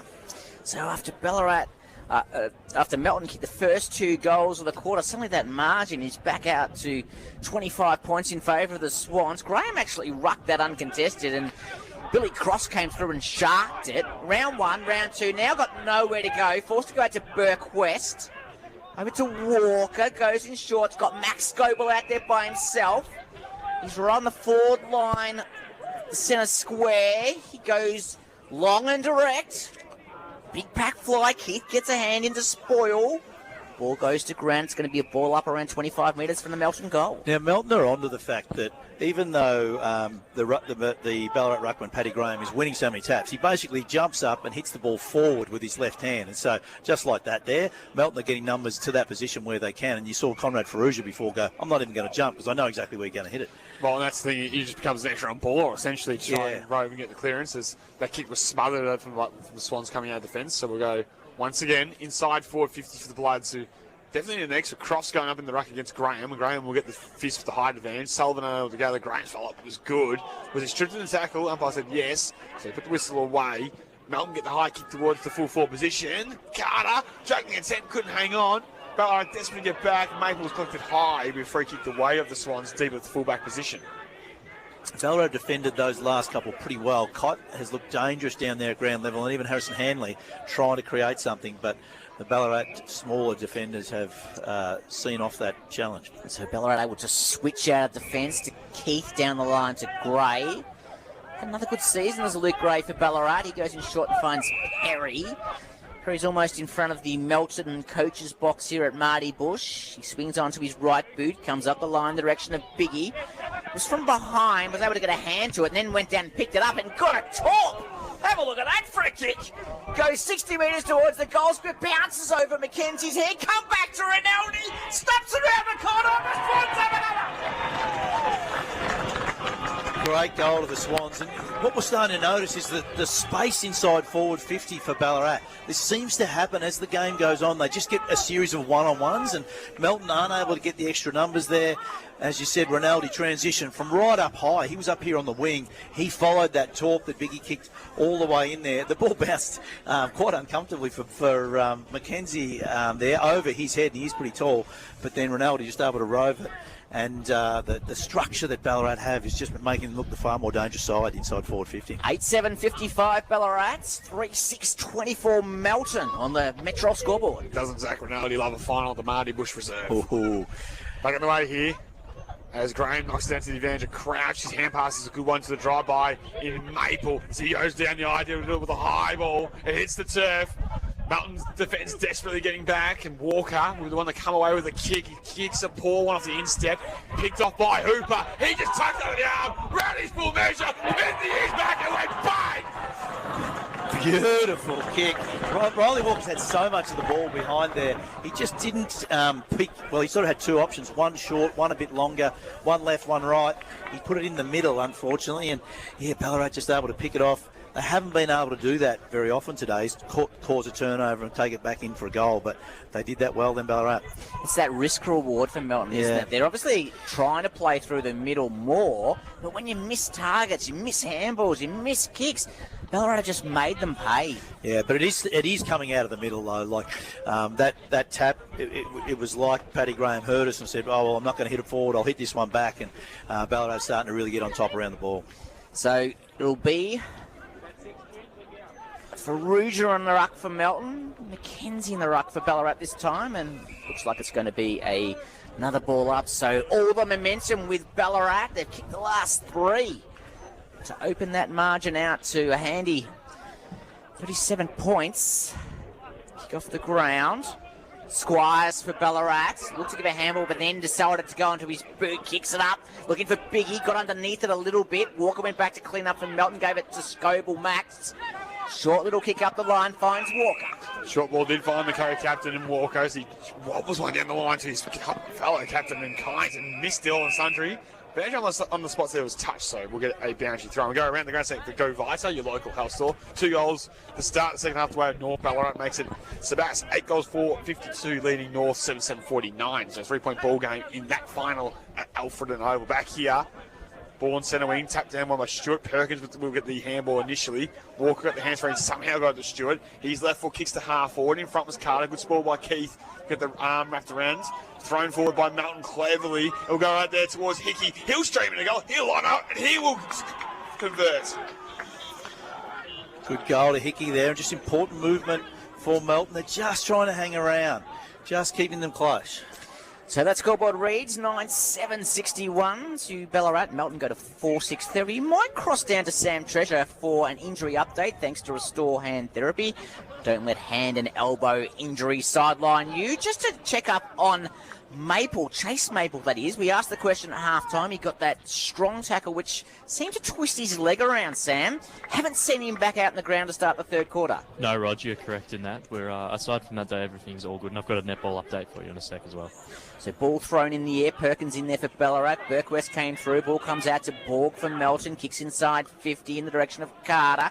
Protected the space, but allowed Haynes to come through for Ballarat. Gave a dribbling kick, and Sam Young standing up on his feet, showing the lasso. Lasso. And Scoble got a half forward, piercing ball, finds way to Carter on the lead. So Liam Carter takes the mark, Kite in the pocket. He says, kick it in my direction, I'll make something happen if you like. He goes to that full forward position. Handling be outpointed in the air by the Swans defender. Squire's got it back there. Crouch was slow and in the end gone. The only thing I can say is that he maybe touched the ball on the ground, Roger LeGrand. That could be the only thing, because you couldn't argue that was an effective tackle, could you, Brad? Well, he took him to ground, but then Crouchy landed on his knees, was able to jump up to his knees. As I said, did the ball touch the ground? That's the question, Sam. Yeah. That's a really good question. But handling with the tackle was rewarded, and the shot on goal is desperately needed to make it 2 in a row quickly for the Bloods. pops it through. He's first of the afternoon. Melton's fifth of the afternoon for 5.6.36 on the Metro score with a 9.7.61. I think there's no question that the moves that Melton have made at half-time to put Carter behind the ball and Hanley forward have worked. They are having an impact, those two. Sammy T, have you got the netball update? Yes, Brad. So the netball game did conclude over at the courts, and it was Lake Wendouree just holding off Ballarat 53, playing 49, and they were very elated to keep their season alive. Thank you for that update, Sam Treasure. Well, there's actually been 8 goals to start the third quarter. Well, we're 19 minutes in now, but it's been a very high-scoring affair as the umpire throws the ball in the air. McKenzie doing the ruck for Ballarat. Ball comes to ground. Crouch still cursing that free hit that was paid against him. Comes out to Fraser. Long kick forward. Graham's gone forward, but getting back to take the mark. And Brad McGowan said Carter's been influential down back. Gave it to Phillips. He's going all over, and he's going to be picked for holding the ball. Biggie will come back and shoot for number 4. Yeah, he just stumbled at the wrong time. Biggie's quite quick over that 5 to 10 metres. He was so big, just able to reach out and grab him, take him to ground. Well, with those size 15 shoes, he covers 5, 10, 15 metres pretty quickly. So Biggie will line up from around 25 to 30 metres out. These are the ones I reckon with Biggie that he struggles with, the ones that are that little bit closer in. Hopefully he proves me wrong. So that nickname comes from the shoe size, does it? Well, it's about the size 15. He's lining up for goal number 4. Instant response on its way from Ballarat. Biggie Nguyen with great certainty this time. He kicks Ballarat's 10th. And they go to 10-7-67. Melton 5-6-36 on the Metro scoreboard. Yeah, it's unfortunate that for Melton. They were just pressing 2 in a row. That momentum is now thwarted because of really an unforced error. Carter looked good behind the ball, but unfortunate turnover there.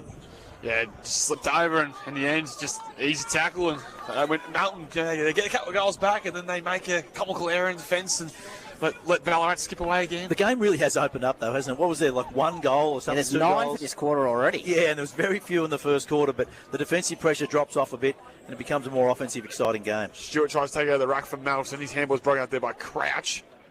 Quick kick from Stewart was cut off there by Perkins. He dumps a high ball centre forward. Big score by Button over the top, hits the turf. Scott will lead the race because he's checked back in. He's able to gather on the second attempt, and around the point he was so clever. Got off to Sullivan. He'll go for a run, can take a bounce in a bit of space. He can think of it a second. He runs his full measure. Left foot kick inside 50. Was too tall for his target, but wait, has the racehorse in Borg. Slight fumble for him, which is rare. Retreats back with the hand pass. Hickey the option. Tries to go Borg. Oh, picking the pocket nicely was McKenzie, and he clears T50 to the outside. Yeah, it's unfortunate kick inside 50 there for Melton. They just didn't get enough out of having a player running free into their forward 50. So Rinaldi with the ball in hand. Gets a goal early in the third quarter, which is a ripper snap around the corner. Comes up the line looking for Richard. Got a snudge, but the umpires end up paying the mark. He's marked that on the forward line of the centre square. Tyson Richard had a great first half. A little bit quieter in the third quarter. He goes around the player on the mark. He kicks long towards the goal square. Is it Biggie again? Yes! Right in front of the Ballarat Peanut Gallery. Absolutely all over. Second or third back. Oh, it's on off the ball too. A Ballarat player's gone down behind play here. And it is on for Richard, young and old. And it is on for young and old. Biggie's in 2 minds as to whether to kick the goal or run to the fight. You watch the fight, Sam, and I'll watch Biggie. Well, Biggie's walked over. Biggie pointed to the umpire and said, "Am I allowed to go over there?" And he said, "I'm going anyway. I've taken the ball into there." So it's hard for the umpire to break the fight up because usually you just kick the goal and the game goes on. So Biggie Nguyen will have his shot for his 5th. He's 3rd in the term. Oh, no. He's going to pass off the Crouch. Play on. And he didn't go the required journey. He still snaps, and he still goals. We have seen Biggie Nguyen do this sort of thing before. Back in round 1, you remember, he passed on for 15 metres out, and he did it again. This time it works out for a goal. Well, Biggie just gives it to his teammate. He's unselfish. He would have been able to kick that goal, but he just passes it off the Crouch, as you said. He's able to pop it through. Interesting to see if we can find out what actually happened. I think Richard, who kicked the ball into 50 to Biggie, ended up on the ground. Yes. About 5 metres forward. I can only suspect. But the response was so strong by Ballarat that the treatment must have been somewhat unwarranted in terms of. Yeah, but you can only assume so. But with there was the no fast nature they reacted to. That's it. right. Biggie maybe doesn't want the Sporting Globe voucher if you're going to give those off, Sam Young. No, he could easily had it wrapped up. He kicked his fifth, palmed it off. Perkins kicks forward. Maple doesn't have the footy. He's dumped by the Kite tackle. More frustration than anything from Braden Kite. As Maple's 75 metres from goal. He can come out laterally to the broadcast side. He's got an option there in Battistella. He takes the mark. So shifted an angle slightly now to his opportunity to load one up. Biggie leads, ignores that. He wants to go long into the pocket instead. Simpson with that option.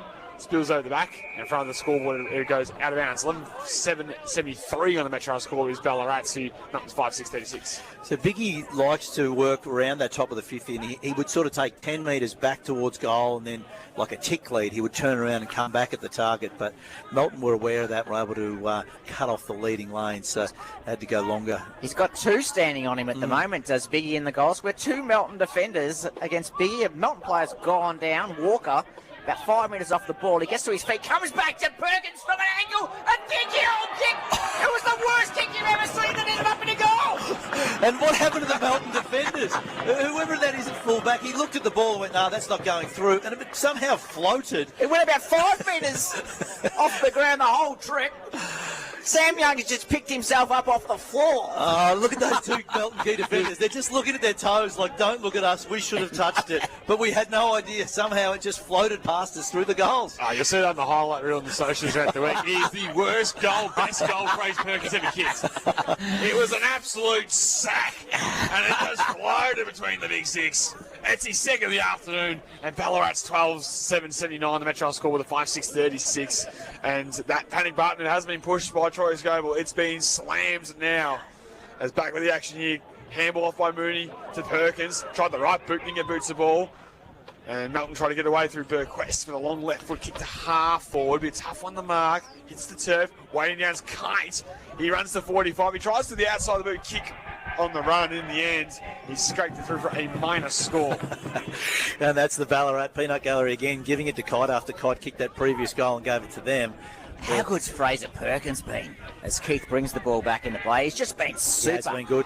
Love to see his numbers. What's going on here? I said that not the journey. Keith didn't go 15 metres. Lewis Ronaldo's got his, or Maple's got his measuring tape out. That's right. He's about to step The umpire out. said, I'm not interested in measuring tape, so I'll throw the ball in the air, and he does that. Graham wins out. Perry gets a clearing kick for Ballarat. Going to spill towards the boundary line. Max Coble just contented to let it go, but it didn't go out in the end. Max Coble able to pick it up. Handballs to Phillips. Met as he kicked it, went towards the goal square over the head of Graham.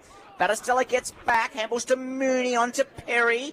Back over the head of Battistella, put him under pressure. Ball came through, but he was up to the task, Battistella. He got a handball out of the top, and Ballarat away again. So the run and dash here for Gray. You can think about a bounce, but the racehorse Borg's trying to bear him down. He has to retreat the hand pass as Ballarat go down the line. Big fist there from Walker from the side to hit the turf for Melton. He goes back and tries to fight on and win the footy. He's got the high umpire says no. We'll throw it in the 27.5 minute mark of the third term. We're at the half forward line for Ballarat.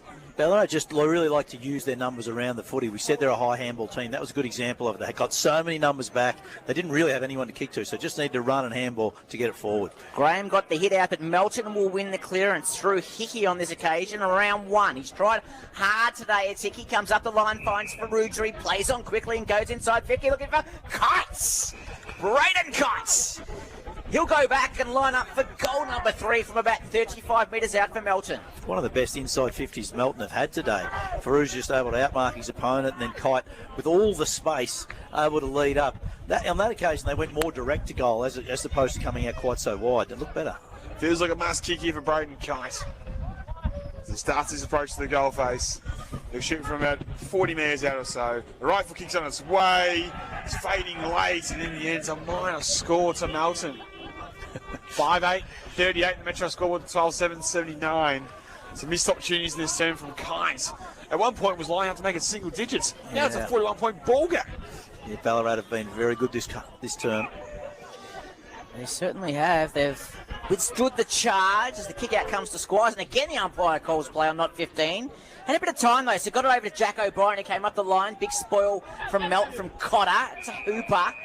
Ball spills out of play in front of the interchange benches here at Marty Busch. If you've just joined us, It's the Swans in front. 41 points, 29 minutes gone in the third quarter.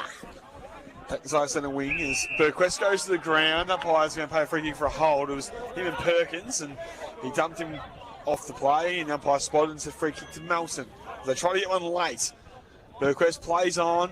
He pounds it inside forward, 50 for the Bloods. O'Brien in front. Strong hands from Jack O'Brien. Handling, he's a good aerialist too, and that's a strong mark in front by Jack O'Brien as he slows things down. This is what Ballarat done well all the terms thus far. It's a bit of clock management as we tick towards that deep red time. Biggie's going to have 3 to beat. Off the footy again, another hold, another free kick. It's gone the repeat way of last time. So it's still Burquest and Perkins having words, and this occasion Burquest gave away a free kick. He grabbed the Swans player and threw him to ground. Free kick to Ballarat. Defence side centre wing with short ball will find its way to Rinaldi. As this game's just starting to boil over a little bit in terms of that sort of stuff. As Ballarat can just now take some time to launch a high footy with a shallow entry inside 50. Carter back in that, good hands. Took a nice mark. Needs to get this through the middle of the ground or switch it. Down the line won't necessarily help them. So he directs some traffic down the line and try to go a little more central with the kick. Stewart will mark. He has to go. He's on his left side. He gives the airball to Sullivan. They're broken through the corridor. He looks up. There's nobody home. He sets the task for Kite. Battistella will lead the race. The awkward bounce of the footy made it hard. In the end, Ballarat happy just to, well, they haven't yet. Haven't conceded yet. Perry's taken 2 bounces on the line, so pushed over the line. Does he understand the rule that you don't actually have to bounce it if you're not moving, Sam? Well, in the end, all Reece Perry did, which took some vital seconds off the clock as the siren sounded to signal the free. Got away with it. Good pressure from Edwards. McGuigan in front. Good spoil from Jones. Good bit of pressure from the Devils. Lahoure needs to be quick. Took them on. Now he can get boot to ball. And a pot shot of the goals, the defender. And gave little work for the goal umpire to do. Back-to-back goals for Darley. And then with an 8 points here at Darley Park to North Ballarat. Margin, or the half-time one of that restored. So Morris set the ball from deep 50 to the middle of the ground to Ross, who set it in the Loverson direction. Coast to coast for the Roosters. All they need here is a finish. Open goal, and Loverson has got it done. Fit it back towards Darcy. Needs to be sure by foot, and he was. To Andy Azzopardi. Got on the end of it.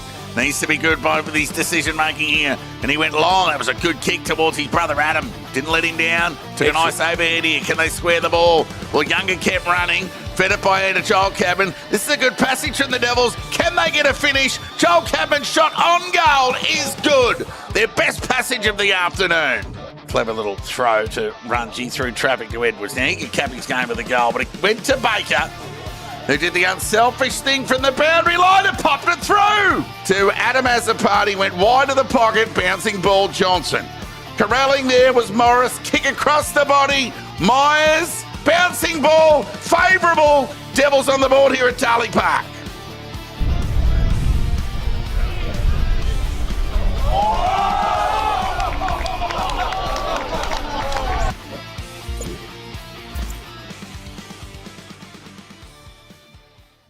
Every craving that comes your way.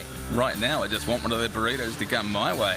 Zamright Zambrero makes the best burritos in town. Taste one for yourself. Dine in, take away, or delivered. Zambrero. Feel good Max. When it's time to get the job done, make it easy, make it effective. Talk to Metrol. Metrol manufactures and supplies high-quality steel roofing, fencing and building products built tough for Aussie conditions. Need fencing? Trust the experts. Choose from a huge range of BlueScope colour bond panels, profiles and colours. Proudly local and with better service, better advice, better building solutions, you're in good hands. Metrol Ballarat, 20 Wiltshire Lane, Delacombe. Pack your bags. The Qantas Frequent Flyer Member Sale is here at 40 Winks. For a limited time, save up to 50% off mattresses, bases and more in-store and online at 40 Winks if you're a Qantas Frequent Flyer member. Not a member? Join for free with 40 Winks. Terms, conditions and exclusions apply. Offer available for Qantas Frequent Flyer members only. 40 Winks. Serious about sleep. Visit your locally owned and operated 40 Winks store at 121 Learmonth Road, Wendouree. That's not a lie. That was my busted fan belt before I took it to Mick from Mick's Pro Gas. And that's not a monkey. that was my warped brake pads. But since picking my ride up from Mix, she's sounding more like this. Whether your car's roaring, screeching or just due for a service, Mix Pro Gas will have it purring again in no time. For repairs, tyres, tank testing and general servicing, call 5336 4646. Mix Pro Gas. Keep digging. I think we're close. We've found gold! This Saturday, your family can become real-life gold treasure hunters at Coral Castle. Grab a pan, search for hidden treasure and discover the excitement of finding genuine gold together. Then continue the adventure at the Gold Shop at the Mining Exchange, Ballarat, where gold isn't just discovered, it's learned, collected and invested in. The quest starts this Saturday. Gold Shop at the Mining Exchange, Ballarat. Ready to explore Ballarat on two wheels? Then pedal on down to Giant Ballarat. With 45 years of experience, we've got the perfect bike for every adventure, from mountain bike trails to city streets. E-bikes, road bikes, kids bikes. We've got the biggest range and the best service right here in Ballarat. Need a tune-up? Our expert mechanics will get you back on the road in no time. Plus, we've got all the gear and accessories you need to ride in style and comfort. Don't just ride Giant. Visit Giant Ballarat today at 614A Skipton Street or find us online at giantballarat.com.au. Dream Doors Kitchens, specialists in kitchen renovations, replacement doors. Sorry, as I was saying, Dream Doors Kitchens for clever storage solutions. You know what? I'm actually just going to head there now. The difference a kitchen upgrade can make. Smooth drawers, quiet cupboards, beautiful finishes, all without the price tag and hassle of a full renovation. Dream Doors Kitchens. Don't replace it, reface it. Visit dreamdoorskitchens.com.au. Something big is happening. Harvey Norman Ballarat is expanding and renovating. And to celebrate, we're bringing you huge deals store-wide. Now's your chance to save big on all things electrical, computers, furniture, bedding in Manchester. And here's the best part. We'll be open the entire time. But don't wait. These incredible expansion and renovation sale offers won't last forever. And they're available only at Harvey Norman Ballarat. Save big as we transform your local store into something even bigger and better. Visit Harvey Norman Ballarat, 1322 Howard Street, Wendouree. iHeart Fitness. Podcast Pick of the Week. Hi, I'm dietitian Susie Burrell, and I need to tell you about my podcast, The Nutrition Couch. It's a show all about the latest in food, nutrition, and weight loss. And the one piece of nutrition advice I swear by is that planning is the key to dietary success. And learn tips just like this on our weekly podcast. Search for The Nutrition Couch now on the free iHeart app or wherever you get your podcasts. Ballarat's 3BA, covering the McDonald's Ballarat Football Netball League, live. Faruja will be against two balls, but it's a great break, and Cody runs onto it from 20 metres out. Melton had the first of the second half. Back to Phillips. He's going all over, and he's going to be big behind the ball. Biggie will come back and shoot for number 4. Instant response on its way from Ballarat. Biggie Nguyen with great certainty this time. Welcome back to 3BA's Footy's Home Ground. Thanks to D2 Jim from Dalacone to Wendouree. You're never too far from D2, where it's Ballarat and Firm Control 40 points on the Metro scoreboard going into the finals. And Roger Lagoon, you've been keeping a very close eye on that North Ballarat and Sebastopol game for us. It sort of ebbed and flowed in that third term. It's a seesawing affair, Youngie, and at half-time we said Sebastopol kind of skipped out to a 20-odd point lead at one point in that second quarter, but North Ballarat have struck back hard. They've kicked 4 of the last 5 goals in the quarter. They're still playing their third quarter, and they lead by 4 points. They're 9-11-65. Sebastopol 9-7-61. As players are ready to get the final term underway. Quickly, word from you, Sammy T. Was listening to Troy Scoble? Yeah, he just told his boys there was nothing to lose. He said it's execution is what they need. He's happy with the effort, but he said go for broke. He wants chaos ball, and he also said never lose belief. He emphasised to his boys how they came into this year with a duty to play until the end. He said corridor. If they kick 5 or 6, so be it. So Melton going to obviously throw everything they can. And the quick kick forward there from Ballarat's cast by Lockie Walker, the half-back. So he'll get the quick handball off there to Burquest, and he'll go with a measured left-footed pass to find Hickey as they come out wide to the broadcast side centre wing. As we're in the final term here at the Marty Busch Reserve, Melton trailing by 40 points. But we've seen it happen before at this ground. As it goes off to Hickey, as he goes inside 50 to Carter. He couldn't hang on with the mark. In the end, Ballarat able just to walk over the line. We'll get a boundary throw on inside forward 50 for Melton. Reasonable build-up by Melton, though. They almost found Carter going inside 50 there. So ball will come back into play. It's right in front of the scoreboard. We're still recovering from that 11-goal third quarter, 7 of which to Ballarat, 4 to Melton. Ball comes back into play. Carter won it out. It's no advantage, though, and Rinaldi's able to clear for Ballarat. Cotter got a fist of the ball for Melton. Out towards the boundary line. It'll beat him. Right in front of the canteen here at Marty Busch Reserve. Hoping you're enjoying what's been an entertaining game. It's the Swans by 40 points. The start of this last quarter for D2E Gyms from Delacombe to Wendouree. You're never too far from a D2E. Ball back into play. Graham wins out. Squires at the foot. Clever tap on the way of Simpson. Crouch laid a strong tackle. Umpire said no prior opportunity. A ball up right in front of us in a wing at Marty Busch. He's been handy and industrial, really. Crouch has his strong body around the footy.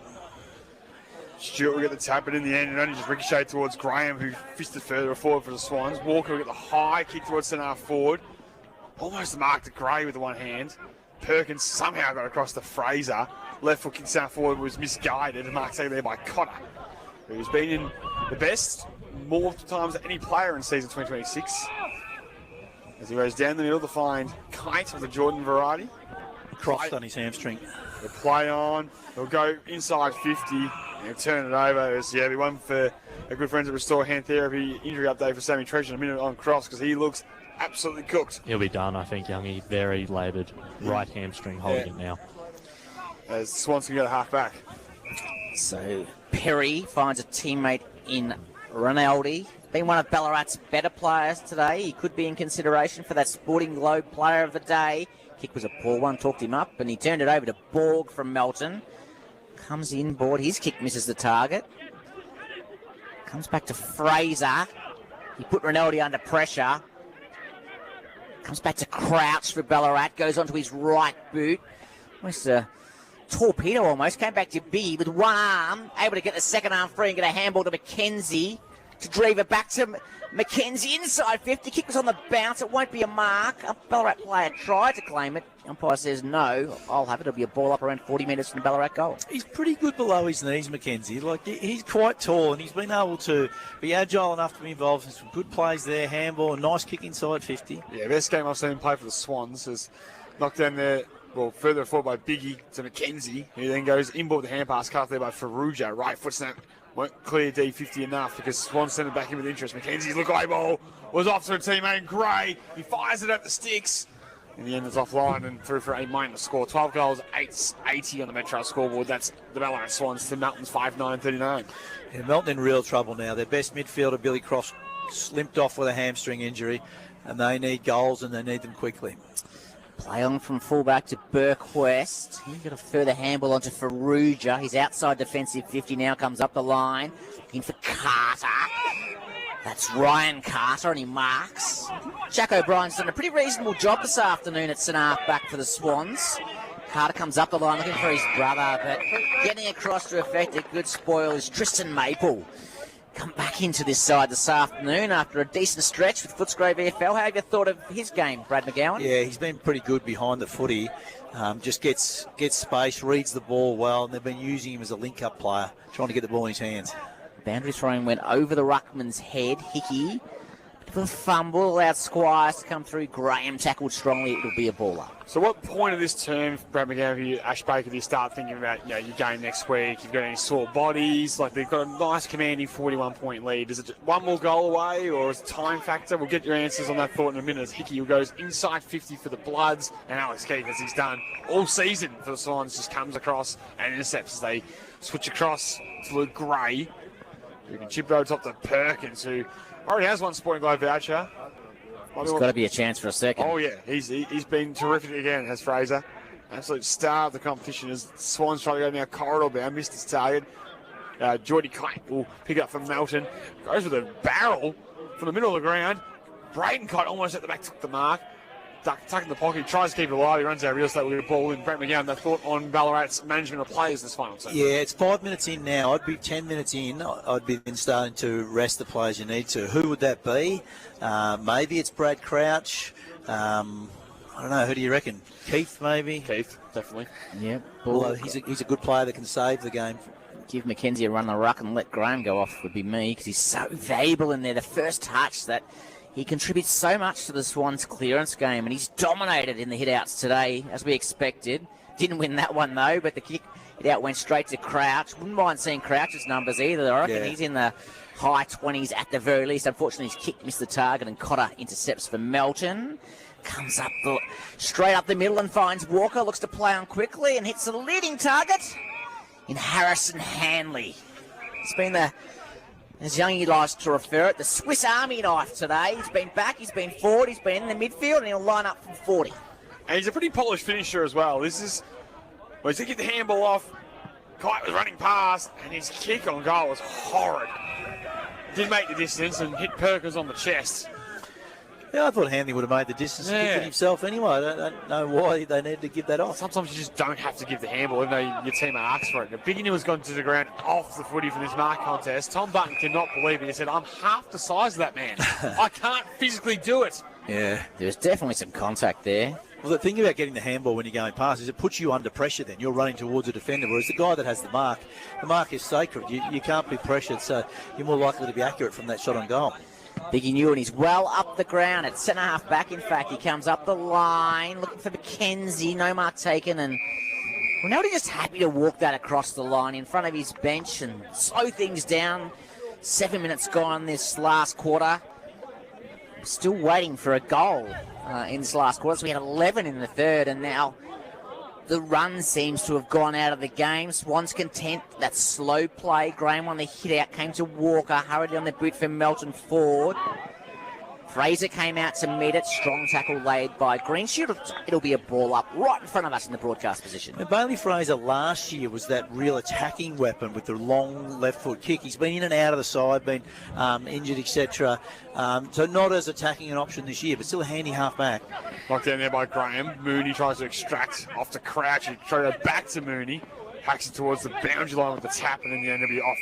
Well, yeah, there's going to be a discussion here. The boundary almost said it's a lasso free kick, but Paddy Simpson said he tapped it, didn't use the disposal. And now the umpire's going to come in and say, all right, what actually happened? Because the Ballarat Swans faithful said clearly it was a tap and not a disposal. And then guess what? They stuck with the original decision. So I thought he tapped it then. Umpire said no. Play on. Go from centre wing. Inside forward 50 for Melton. O'Brien again. Don't think he had first. I don't think he had second. They get one back to Swannies, and a great kick will find Perkins half back. Fraser Perkins has absolutely dominated this contest. He did so last time against Melton too. He got the Sporting Globe Player of the Day, and I'll tell you what, it's going to be very hard to give it to someone else, Brad McGowan, as he kicks across the goal to Battistella. Finds Fraser. Left foot kick to O'Brien on defensive 50. Swans definitely slowing the play down here. They're content to hold this lead as O'Brien's forced to play on up the line. Biggie's high up the ground, found himself behind, and Walker, who hasn't been Melton's worst today, gets in and takes the mark. So Melton will go to half forward with that clever kick there. Cotton has to break stride. He'll run the 50. Looks at the goal face. Pounds one to right to the line. And bounces on the line. Backs into the field of play. Would you believe it? Goal one by Carney. Spun through the tackle. 360 popped the through. Melton do get the first of the final term. 6 goals, 9.45 to 12 goals, 8.80. Brad McGowan, is there a chance? There's always a chance. There you go. There's always a chance. What have we got? 9.5 minutes gone. They're going to need, one goal every couple of minutes now? But you would think Ballarat a bit too organised behind the ball, and Melton haven't been quite efficient enough. But that was good play. And Ballarat have just slowed down a little bit with their ball movement. They're just going a bit longer down the line. Biggie Newen's coming up higher and trying to help out. Play back underway in the middle of the ground. Graham grabbed it out of the ruck this time, was tackled straight away. Umpire called play on. Crouch off the ground, inside 50 for Ballarat. A bit of a wrestle going on. In comes Drever, he's tackled straight away. And it'll be a ball up around 40 metres from the Swans goal. We'll go around the grounds for Go Vita. Can you give us an update from Melton Reserve, please, Sam? Yeah, still 9-11-65 to 9-7-61. North Ballarat in the lead over Sebas. Go Vita, your local health store, as McKenzie wins the hit out to no real advantage, although Mooney's run onto it for Ballarat. Got a handball back over the top to Simpson. Paddy Simpson has 3. The Swans have 13 and shut the gate. I say this game is over. Yes, and 3 goals from Paddy Simpson just talks about the importance of his role as that, mid-forward type Brad McGowan. There are diamond that does it when you can have guys like him bob up with a handful of goals when you in a big final, and it might be the thing next week. He might bob up 20 to 25 disposals. That his role can change week to week and just can contribute in so many ways. Well, we talked about earlier in the season that Paddy Simpson played as a genuine on-baller for a number of years, and then the extra midfield depth with guys like Crouch that have come back into the side have meant that he spits out to mid-forward and is just a really dangerous player in that position. 13-8-86 to 6-9-45 on the Metro scoreboard. The way of the Ballarat Swans as Stuart took out the ruck but was going nowhere, caught in the tackle. Brian had him immediately, so go with a secondary ball up from the restart. Yeah, I can really touch that. I'm not going to pick a free kick for a block in that rack of lottery. Advantage take by the Swans regardless. Kick the half forward to that man again. Well, that was Drevo who filled the lane, took the mark. He'll play on. Had Biggie on the lead. Went shorter than that, probably about 8 metres to find his target. And Hooper, he retreats the hand pass to Maple. He's caught in a tackle by Melton, and we'll get a ball up at half back. Hooper was trying for the old 1-2 there, I think. Yes. Go short, get it back, and have a shot on goal. Didn't work out. So it will be a ball up around 55 metres from Ballarat goal. Graham, he's been terrific today. Crouch picks up, goes on to his right boot, kicks it long in the Biggie direction. Mackenzie kind of jumps in front, not able to mark Squires at his feet. Picked it up cleanly, but was tackled straight away by Hickey. It will be a ball up. So, question on notice for you, Brad McGowan. What can Melton do in this off-season to become a contender again as the ball's thrown in the air? Faruja kick off the ground. Hickey got it out for Melton in the direction of Chase Scoble. Ball came back to ground. Graham with a handball to Jack O'Brien in short. Mark outside 50 to Tristan Maple. Yeah, it's midfield. It's another one or two class gun midfielders. Short pass by Maple finds Simpson the lead, and I agree with you. It's adding. Melton is the most even side in competition. They got a lot of guys that are of the similar sort of ilk, some similar ability. Lots of 6s out of 10, 7s out of 10s. They need 2 or 3, 8 or 9 out of 10 inside mids. 100%. Crouch coming from the ground, and this might have started that rotation. 13 minutes. You decide, Sam Young, enough's enough, do you think? Yeah, I've been just giving the tracksuit off. Let him just put the feet up for the rest of the afternoon. He's been great. So this guy, Paddy Simpson, for number 4, if you don't mind. Got under the kick a bit, won't make the distance, or fall short in the square. Ball still alive here for Ballarat to go to work. From the pocket, Drever, always skinny off the boot in the end. It's through for a minor score. 13 goals, 9-87 on the Metro scoreboard to 6-9-45, the way of the Ballarat Swans. Riley Walker's kick out of fullback was a poor one, but fortunately Faruja was up to the task. He got to Hickey inboard and finds Riley Walker again. Plays on, gives it back to Faruja. Back over the top to Max Scoble. On to Kite, Braden. To Max Scoble, to Batty on the wing now for Melton. On to Max Scoble again, kicks towards full forward. O'Brien was taken high, ball spilled over the back, and Hooper, who's played a kind of wing roll today, gets back to clean up. His kick's a shocker. Falls short of Borg, who's just outside 50 and measures the pass, takes his time and hits Carter on the chest. That's what Kyle Borg hasn't been able to do very often today. He's had a number of inside 50s, but they've generally been under pressure, and he just hasn't been able to find a leading target. That one was well executed. He's also gone and joined that class where he's decided these non-preferred left boot is actually his preferred left boot. He kicks more on his non-preferred. It's a fair club now, isn't it? Yeah, him and Jamie Quick, they're leading the way. And what about Edwards for Sebas? Yeah, he loves the wheel and deal on the other side, so as we'll go with Carter with the kick, right behind the kick, the best seats in the house thanks to D2 Gym. It's always looking near side of the boot. It's a minor score. We might cross down to Sam Treasure for Restore Hand Therapy. Don't let hand and elbow injuries sideline you. Sam, any injury concerns out of this game for Ballarat going into next week? I don't think it's of any weight, Rog, but Brad Crouch is just getting looked at by the trainer, but I think it's just a precautionary measure. Short ball will find Perkins inside the fence of 50. You can chip out top to Hooper, caught into it nicely, and he'll take the mark. 6-11-47 on the Metro scoreboard is Melton trailing 13-8-86 the Ballarat Swans. Hooper just goes to require 15 minutes over the top to Richard. You can already feel the sting just go out of this final term as Ballarat look ahead to next week.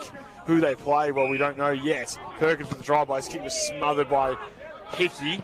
He's been good, Hickey. Outside the boot kick forward there by Kite, but it's redirected. Mark taken there by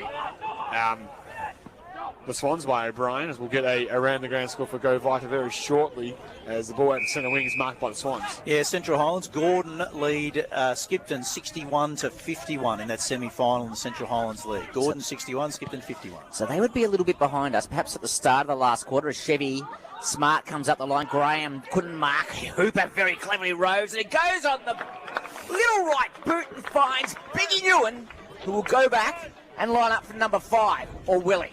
Well, now, you can never say with any great confidence he's going to go back and... No, he's not 15 minutes out. He's 50 out. He likes to kick from here.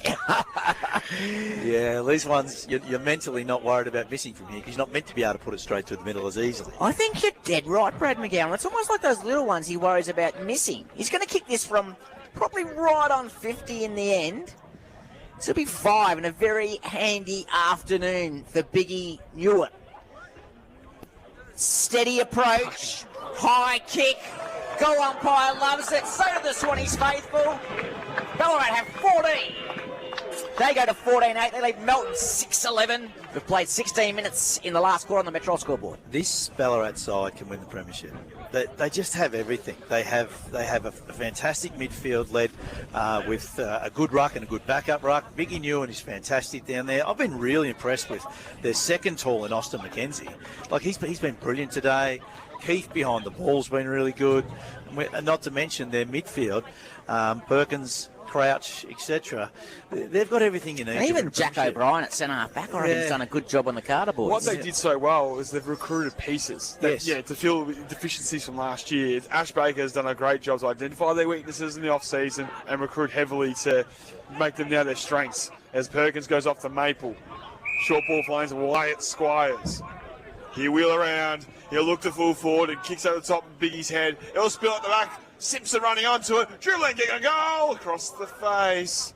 It's a minor score to the Swans. 14 goals, 93 to 6-11, 47. And I'd say not just Ash Baker, but Phil Crouch would have a fair bit to do with building this list. He's famous for building premiership lists across the competition. In multiple leagues too. Yeah. Central Highlands as well. As the kick from Melton comes straight in the middle. Good mark by Hanley. Came over the top to Green Shields. Goes straight down the middle towards Stewart in the goal square. One out with O'Brien. Ball spills over the back. Can Stewart get it off the ground? No, he can't. Ball goes through from behind. So quickly from one end to the other. The Bloods go to 6-12-48. Ballarat 14-9-93 on the Metro scoreboard. Interestingly, here on the bench, Brad Crouch and Jack Walker just having a nice conversation, just conversing with each other. Crouch does have that upper right quad strapped and bandage, but it looks like he's going to check back in the game. So when you say nice conversation, a friendly one, I'm not so friendly. They're having a bit of a laugh, Rog. I don't know if they know each other, but just having a bit of a chat. Well, they do now. Thanks to Go Vita, your local health store, Sebastian taking back the lead in that one over North Ballarat, and it does look like they may have the breeze in the final term from what I can tell. Brad McGowan, as you maybe alluded to the Borough, leading in that one. We'll keep you updated throughout the afternoon what those final scores will be. It's an half back for the Swans. Fraser goes short with the required 15-minute pass to find Maple, as it's just all taking the sting out from here and just easily done as Tristan Maple goes across and should find a target for the Swans. Sammy Treasure's point is, though, that Brad Crouch is standing up ready to come back on, so we thought they might have been just giving him a rest. He doesn't look like he's resting. He looks like he's ready to come back onto the ground. Squires goes up the line. Hanley comes in to intercept. Hickey has been enormous for Melton today. In a losing team, he'll have some good numbers when they bring out the stats sheet post-game. He's certainly been Melton's best player as the ball struck over the line. A free kick going away with Ballarat. It's going to be Haints to take the free kick. He goes inside 50, but getting back to take the mark is Hanley for Melton. So he goes half back with his piercing pass. He finds way to Ryan Carter. He looks across his defence, and Cotter probably featuring the best for the 15th time this afternoon as he goes to the right foot kick down the line to the racehorse and Ball, who is the only man who could get quick enough on his skates to take that mark. He'll go to his preferred right boot and go inside 50. Kite at the back and way down. Both Ballarat Swans players fly, almost spoil each other. Kite with the crumbs keeps it alive to brother Geordie. Right foot snap around the body. Don't tell me it doesn't matter. Haints on the goal line. Does what a good young defender should do. Get across and take the mark on the line, and there's the goalkeeper. I just like his role, what he does, his tenacity around the footy. He's just one of those guys I reckon Ash Baker just puts on his team sheet every week, no questions asked. Very true, Sam Young. It's just tenacious and in and under as Keith with ball in hand comes back to Squires. He's had a good comeback game this afternoon. Comes up the line looking for Biggie. Rove by Emerton Hooper. Handball in front of himself. Came back to Walker. His handball went nowhere. Perkins went in, as did Phillips from Melton. Got it to Button from Melton. His kick was off the side of the boot. Chase Goebel couldn't mark.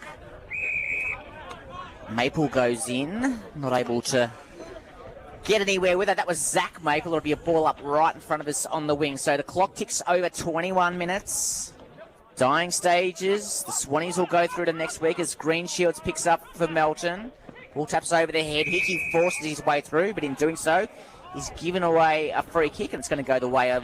No, it's going to go the way of Hickey. I think he was held. And he's going to have the ball in hand from outside 50. So Hickey, one of the Blood's best this afternoon, will go across the 50 to the leading target. Carter has the size. Haynes got to the front, got the spoil to ground, and then the cavalry will arrive. Melton keep it alive with the kick off the deck. Off there to a teammate in Borg on the left boot. His kick was to the near side. Minor score. 6 goals, 12-48 on the Metro score, with these Melton trailing Ballarat Swans. 14-10-94, 21.5 minutes gone in the final team. Jack O'Brien brings the ball back into play. Finds Squires in that back pocket. Really slowing play down now, the Swans. Comes back across the goal to O'Brien. A kick to kick here. Running time off the clock. O'Brien will be called to play on. He kicks long out of defensive 50.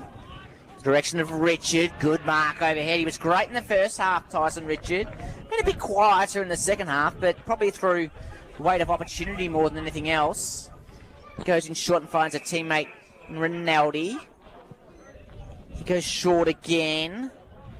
Finds Drever, so looking to load up now the Swans. Hits a target in Graham. He's just outside 50. So Graham will wheel around, pound a high long footy right to the goal square for the Swans. Back was Perry, but in front. Mark's taken there by the Melton defence and Phillips, who can go short there to Kite. Full stretch to take the mark, get a quick handball off, but that's all they can do in this situation. Off to Hickey. He tries to go inboard with the right foot kick, finds the target. Mark taken by Hanley of Melton. You can give it back to where it came from in Geordie Kine, who gave the bird question. He didn't really want it, but it was running around to his left side. Retreats to the hand pass there, and the merry-go-round to Faruja. He'll chip over top and find Hickey. So, well, what's the required journey, said the umpire? Hickey goes all the way back, and if there's the definition of the mercy rule, or... Well, this is it. This is unfortunately what's happened with Melton today, is that they've just gone too wide and a bit too slow.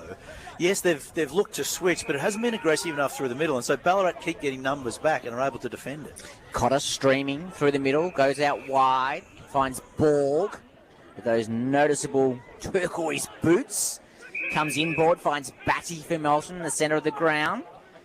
In turn goes out wide to Carter, gets the Bronx cheers from the Ballarat faithful, plays on, looks towards his brother. O'Brien gets in and takes a strong intercept mark for Ballarat. Jack O'Brien, his brother Paddy, probably a bit stiff at selection to miss out, but Jack has certainly played a ripping game, and as I talk him up, guess what happens, Sam? He hits the ball on the floor. If I was coaching Melton, I would be saying, new rule. Once you're in the corridor, stay in the corridor. Yeah. You are not allowed to leave and go back out, because all that does is give Ballarat more time to get behind the ball and make it harder for us to score. You can see, though, the importance of now 60-plus games for a guy like Jack O'Brien, how his confidence has grown. Like, in 12 months, his development behind the footy has been terrific. He's becoming a very, very handy key defender in this competition, as Borg has marked outside 50. We shoot from 55. What foot? He'll go right. Don't forget, gents, Luke Dunstan potentially could come back into this side as well. So there's another kind of string to your bow. Absolutely. Just bringing the former Saints and Demon at AFL level. Played 7 games. Borg from outside 50. Won't have the distance. Graham's right in the line. And just the Swans do those little things well. The Ruckman gets back on the line and he knocks it through for a minor score as we go around the grounds for Go Vita. North Ballarat have just taken back the lead with the last 3 goals against Sebastopol midway through the final term. They lead by 4 points. Absolute nail biter up at Alfredham. We'll keep you posted with those scores. But McGowan, so Dunstan's one we've identified out of this side at the moment. From a depth point of view, Noah Drever's not playing today. Is there anyone else that could... Well, Tom Simpson's been playing for VFL. I don't know. Could he come back in? Where is he, at Werribee? Yeah. And he's a very handy player that's been very good for Ballarat. So, yeah, he possibly could come back in. And then it becomes a matter of points, too, because Dunstan would be a 5 and Simpson would be a 4 as Ballarat bring the ball back into play. Fraser with the ball in hand. I don't know whether they have enough points as he goes up the line, the direction of Graham. Not able to mark. Carter got the spoil in.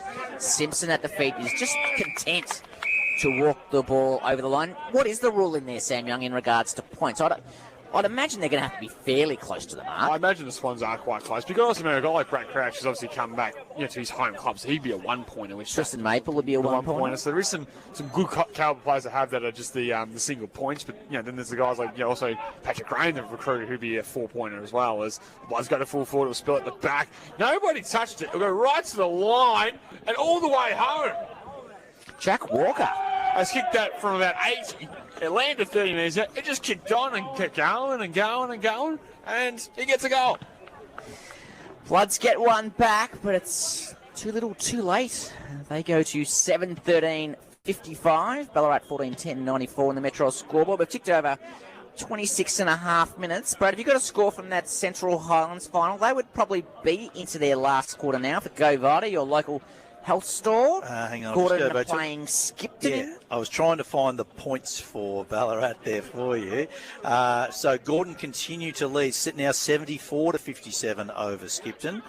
So 17 points in favour of Gordon. The clearance goes the way of Melton. Kite, did he mark it? Umpire said no. Ball spills to ground. Comes back to Ball. Goes onto his left boot. Kick on the bounce to Sullivan. Picked it up, handballed over towards Walker. He dropped it. Mooney went in for Ballarat. Sullivan went in for Melton. The umpire's going to ball the ball up around 25 metres from Melton's goal. So, of course, the Swans next week will go through to play the winner of North Ballarat or Sebastopol. Melton's season will come to an end in what we can only imagine is only moments away in season 2026. Carter knocks it down. Inside 450 for the Bloods. Big tackle by Kite, who never gives an inch. He's been, again, one of the Bloods' best on sometimes limited opportunity throughout the afternoon, the number 7 sharpshooter. As the Metro scoreboard reads 7 goals, 13:55. That's Melton training Ballarat. Swans 14:10:94. Inside 54, Melton. The handball was retreated out towards Button. He's out of D50. He's caught the Squire's tackle. In the end, umpire says puts whistle to the mouth and we'll get a ball up 60 from goal. Ball is right. That's centre-half forward for Melton. Dying stages here at Marty Busch. Graham. He's done a great job in the ruck today. Got the hit out. Didn't go any great distance. And it will be another ball up.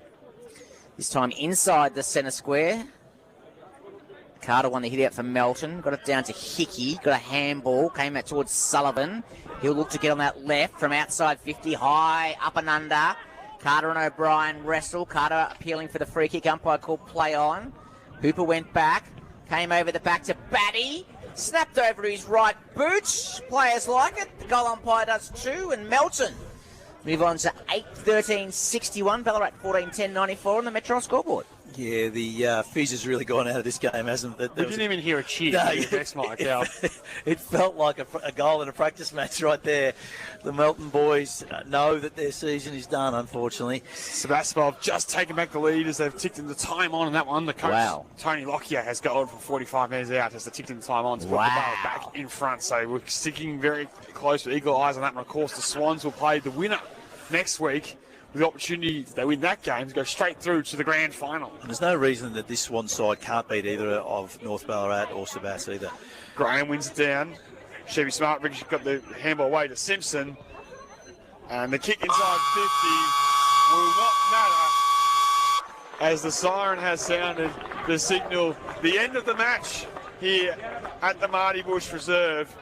And a victorious Ballarat Swans book their place in the semi-final next week. 14 goals, 10, 94 on the Metro scoreboard. Have defeated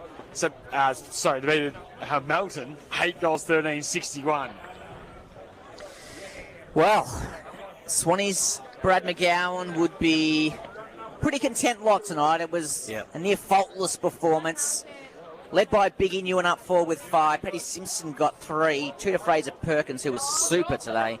1 apiece to Austin McKenzie, to Emerton Hooper, Zach Rinaldi and Brad Crouch.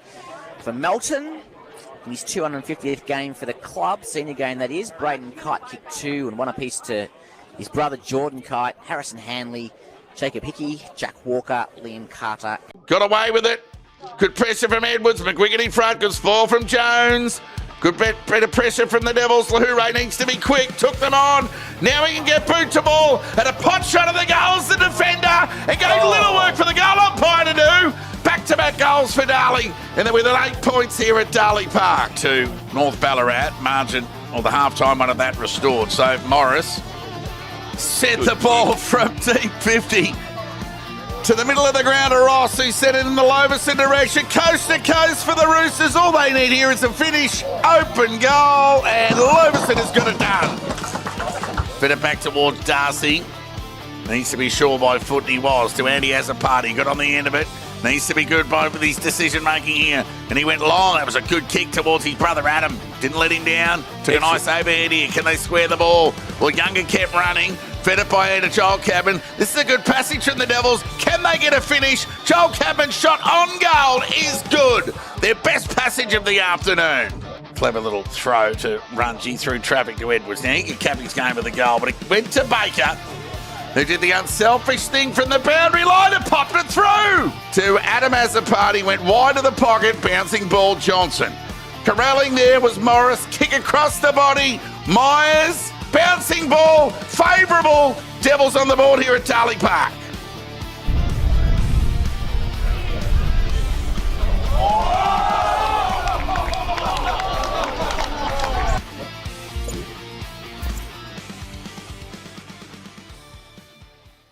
Fantastic down there, but in the end, the weight of footy that Fraser Perkins got just meant that he had to be the Sporting Globe player of the day. His ability to win the ball at ground level, his ability to run and carry, and he used the ball so well. So Fraser Perkins, the Ballarat midfielder, is the Sporting Globe player of the day. Good call, Macca. And a question without notice about Melton's season, Brad McGowan. Yep. I mean, they've obviously, I guess, regressed in terms of ladder position, finished in sixth. I think had to fight so hard to make the finals and, you know, showed some really good grit to get there in the end, especially like those wins this year against Darley, for example, where a lot of people wrote them off. They got some good wins there, but at the same time, they unfortunately just weren't good enough. So the cream of the crop, which is, you know, sides like Ballarat, North Ballarat, and Sebass that we've mentioned.